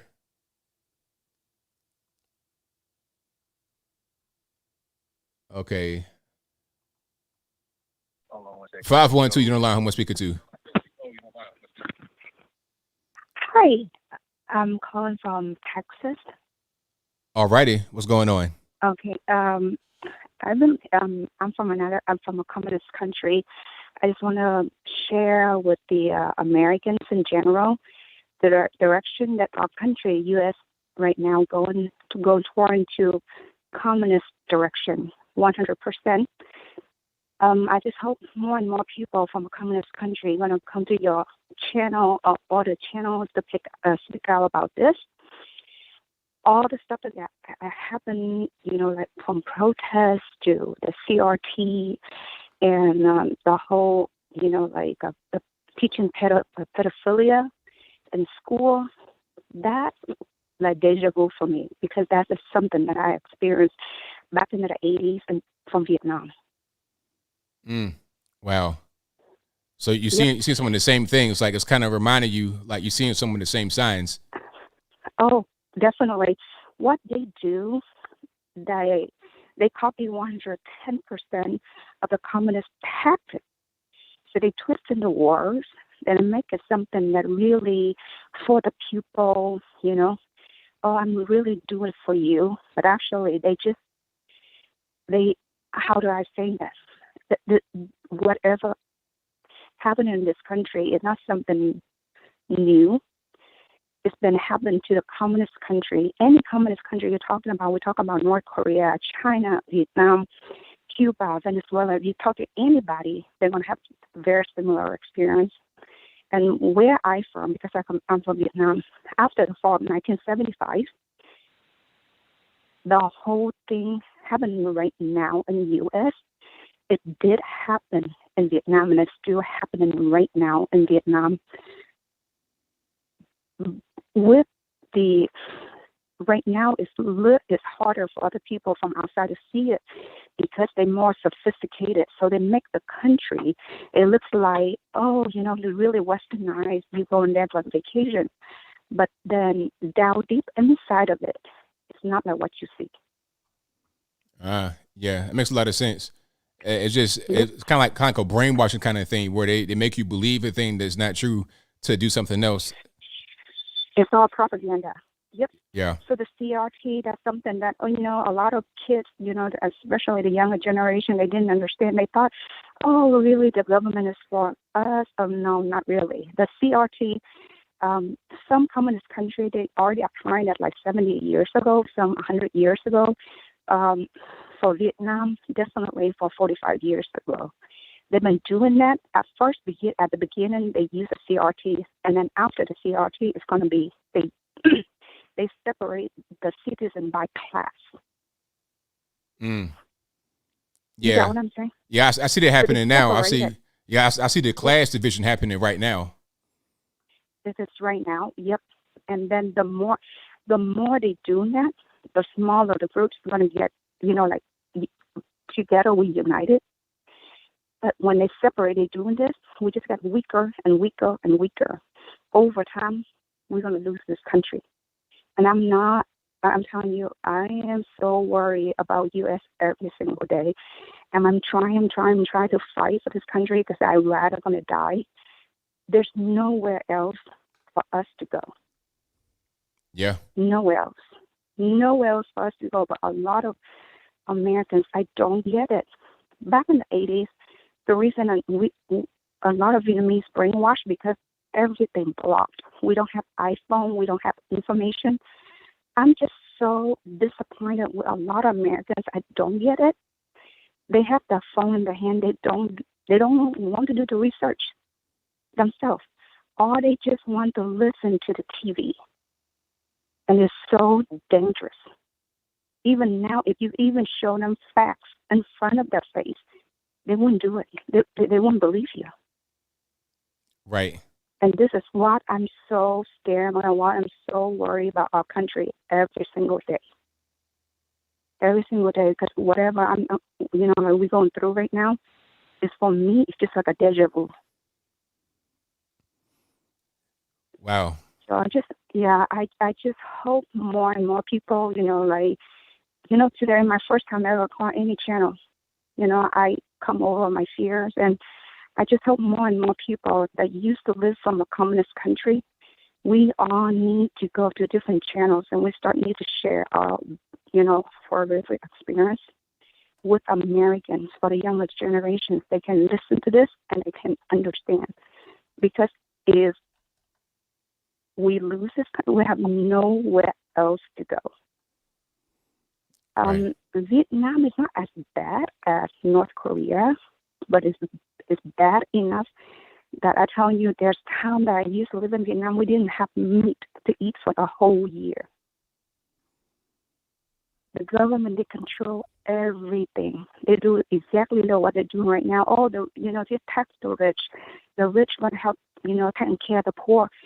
But that's all propaganda. It's not true. Once you fall into that trap, they can turn it around. I'm telling you, they want to kill you whenever they want to kill you. They want to take your land whenever they do it. And this is the direction I'm seeing our country going right now, because we have so many crooks willing to sell their soul to the devil, which is the communist devil. They would do anything, but little that they know. Once the communists taking over, they kill wherever, even the one that used to work for them, they kill you too if they feel like they can't use you anymore. That's right. Yep. So I just hope more and more Americans, we need to, wake up. It doesn't matter left or right, blue or red. We need to stick together. We have nowhere else to go.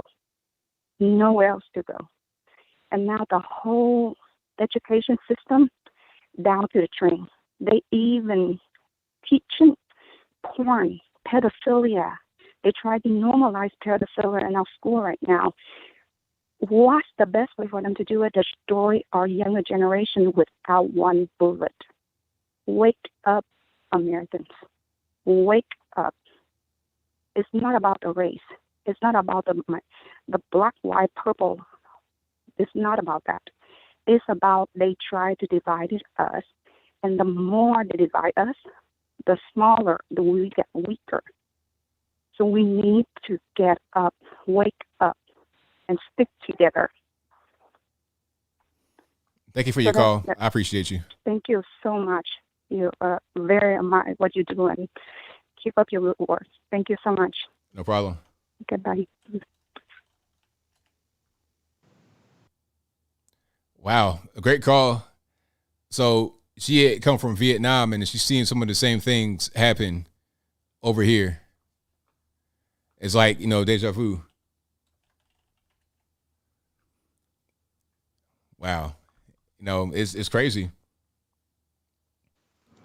All righty, we got Chandler Crump. What's going on?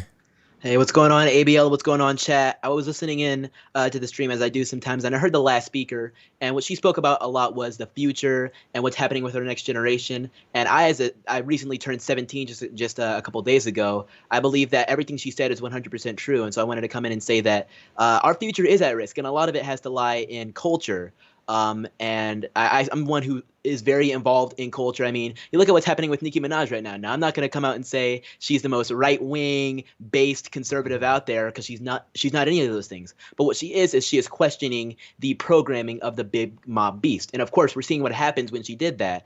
They had the journalists coming after her family in Trinidad, and she posted their information. She posted all the screenshots. That's what we all need to do. Now, we probably won't be able to do it in the exact same way, like posting the screenshots, but what we can do, and what I came to talk about, was fighting in the culture. I don't know if you heard about this, ABL, but I actually released my my freedom sort of counterculture album of music just this last Friday, called Dark Winter, on Services, and I wanted to come on and see if you had heard about it and see what everybody thinks of this big cultural movement. Well, I've not heard your album yet, but I got to check it out once I get a little bit of time. But the movement is something that we need, because the left, they already got it. They do the music, they have entertainment. We can't just let them have it and just let them do whatever they want to do with it, because it's very powerful. Music, movies, all of that is very powerful. So we need to have a stake in that as well. Have something for us to give to everybody. They got their WAPs and they got their Monteros, and they have Lil Nas X saying he's literally going to come for your children. And we had that choir out in San Francisco saying we're coming for your kids.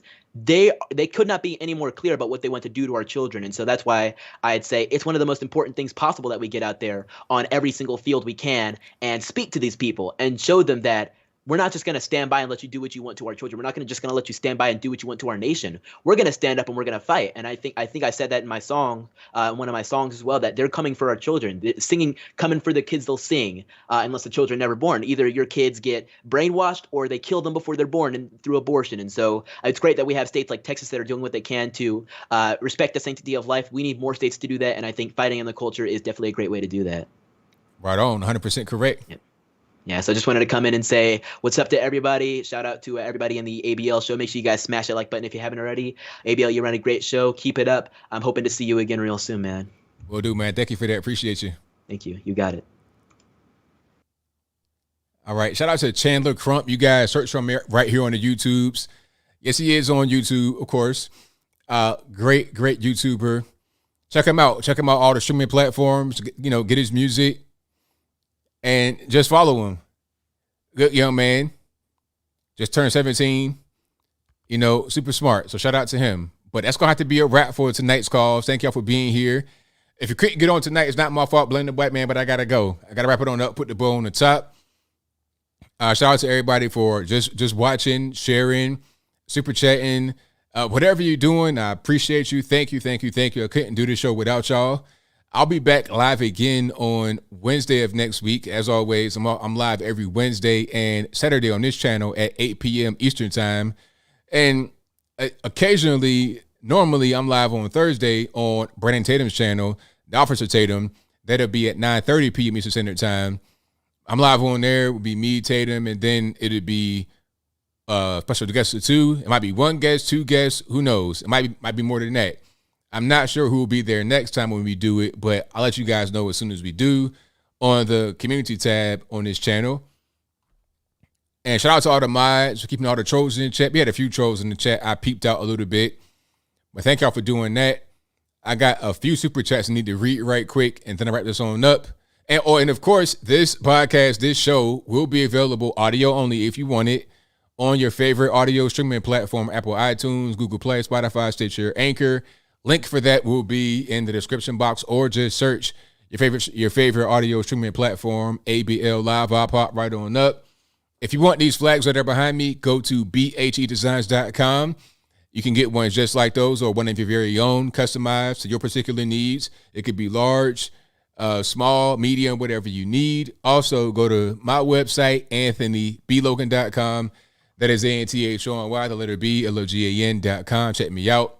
Everything's right there. Merchandise, ablmerch.com. I got more links to everything that you guys are going to need in the description box below.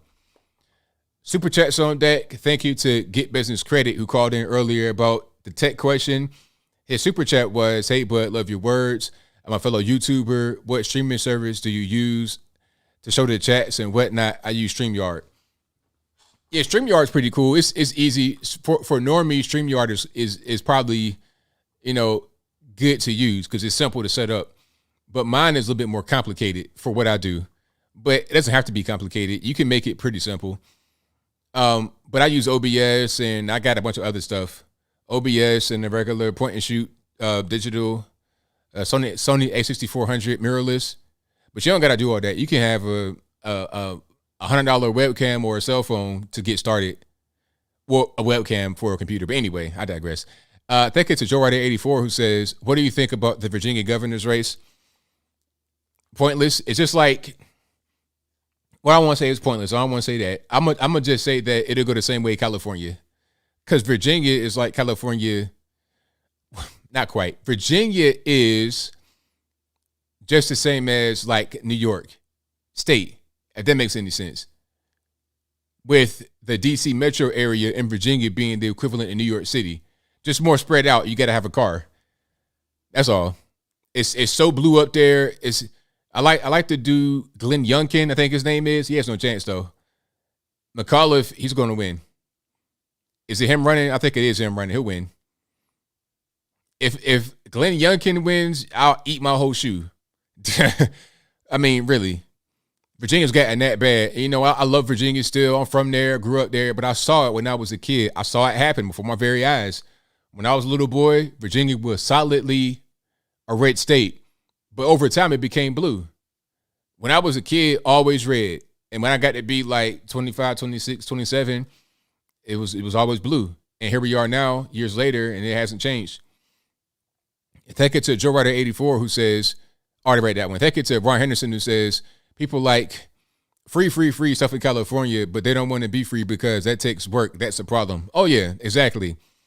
People like to be lazy and get something for nothing. Thank you to C. Bill who says, we are in a spiritual warfare between good and evil. The lukewarm Christians are not voting but staying home. That's a problem. Wake up, America. Your guns are next. Return to God, America. Thank you to Georgia Peach who says, it's pathetic. We allow people in unvaxxed, getting free housing, food, etc. Then a hardworking American mom gets eviction notice for not getting the vax. It's so wrong. Exactly. Points are made. Points are proven. Thank you to Don Harley who says, united we win, divided we fall. Right on. Thank you to Out of the Mud Ministry. Logan Cruz says, General Milley thinks he's Jack Nicholson's character in A Few Good Men. So arrogant and evil, but what happened in the movie? He will fall. Good point. Very good point. Thank you to Irvin Varela, who says the current population of Del Rio, Texas is 35,668 based on our projections of the latest U.S. Census estimates. This was conservative Ivan. Thanks, ABL. Thank you for that. Appreciate you, boss. Thank you to Myra Favela, who says we should also shout out Kevin from Kevin's Corner. He is another conservative who uses humor in his political commentary videos. Thank you to Stephen Griffin, who says it doesn't matter if it's rigged. Thank you to Times Watermelon for video views, who says record profits with Pfizer from the vaccine. Lots of members of Congress are investors. Isn't it a conflict to push something that profits members of Congress? It should be. It should be. But we see the game being played here. You see, they talk about Congress pay. Or we need more pay. That's just their base salary. That's just what they get paid from the federales. But they make a lot more money in various different ways. They can kind of do legal insider trading to a certain extent, right? If they push for the vax and they get a lot of stock in the vax, is that insider trading? That's what it sounds like. But are they going to go do Martha Stewart, go to the penitentiary? Nope.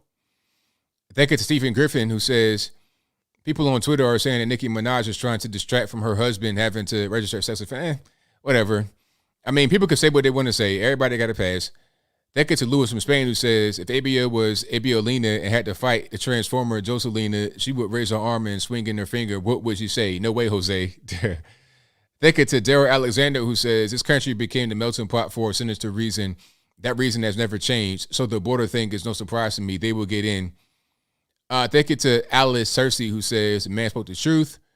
Stymie says, shout out to Salty Cracker and them. I don't like promoting YouTubers on my channel if I don't want to. So I'm not going to do that. You know what I'm saying? But shout out to everybody. Thank you to Louise Smith, who says, great show, ABL. Always speaking logic. Logic, what is it good for? Absolutely everything. Thank you to Frank Dest, who says General Milley should win the Benedict Arnold Award for Best Treasonous General. Thank you to San Diego Varsity Sports, who says, has politics altered you following the pro sports? So somewhat, yes. Because I mean, it's just I don't like having the politics always in my face when I'm trying to watch a football game. I'd rather it just not be there. Thank you to Chandler Crump, who said, just reminding everyone, it's Dark Winter on all services. So yeah, you can follow Chandler Crump, search for his album Dark Winter on all services. Thank you to Love Live Serve, who says, ABL, what you gonna do if they come to your doorstep with that 25 gauge needle and vial and ask you to expose your deltoid? I think not. I'm not gonna really be able to do it. All right, so that'll be a wrap for me. So I thank y'all for being here. You guys are the best audience in the internet, the best audience in the world. But that'll be a wrap. So until next time, y'all be safe. I'm out. And peace.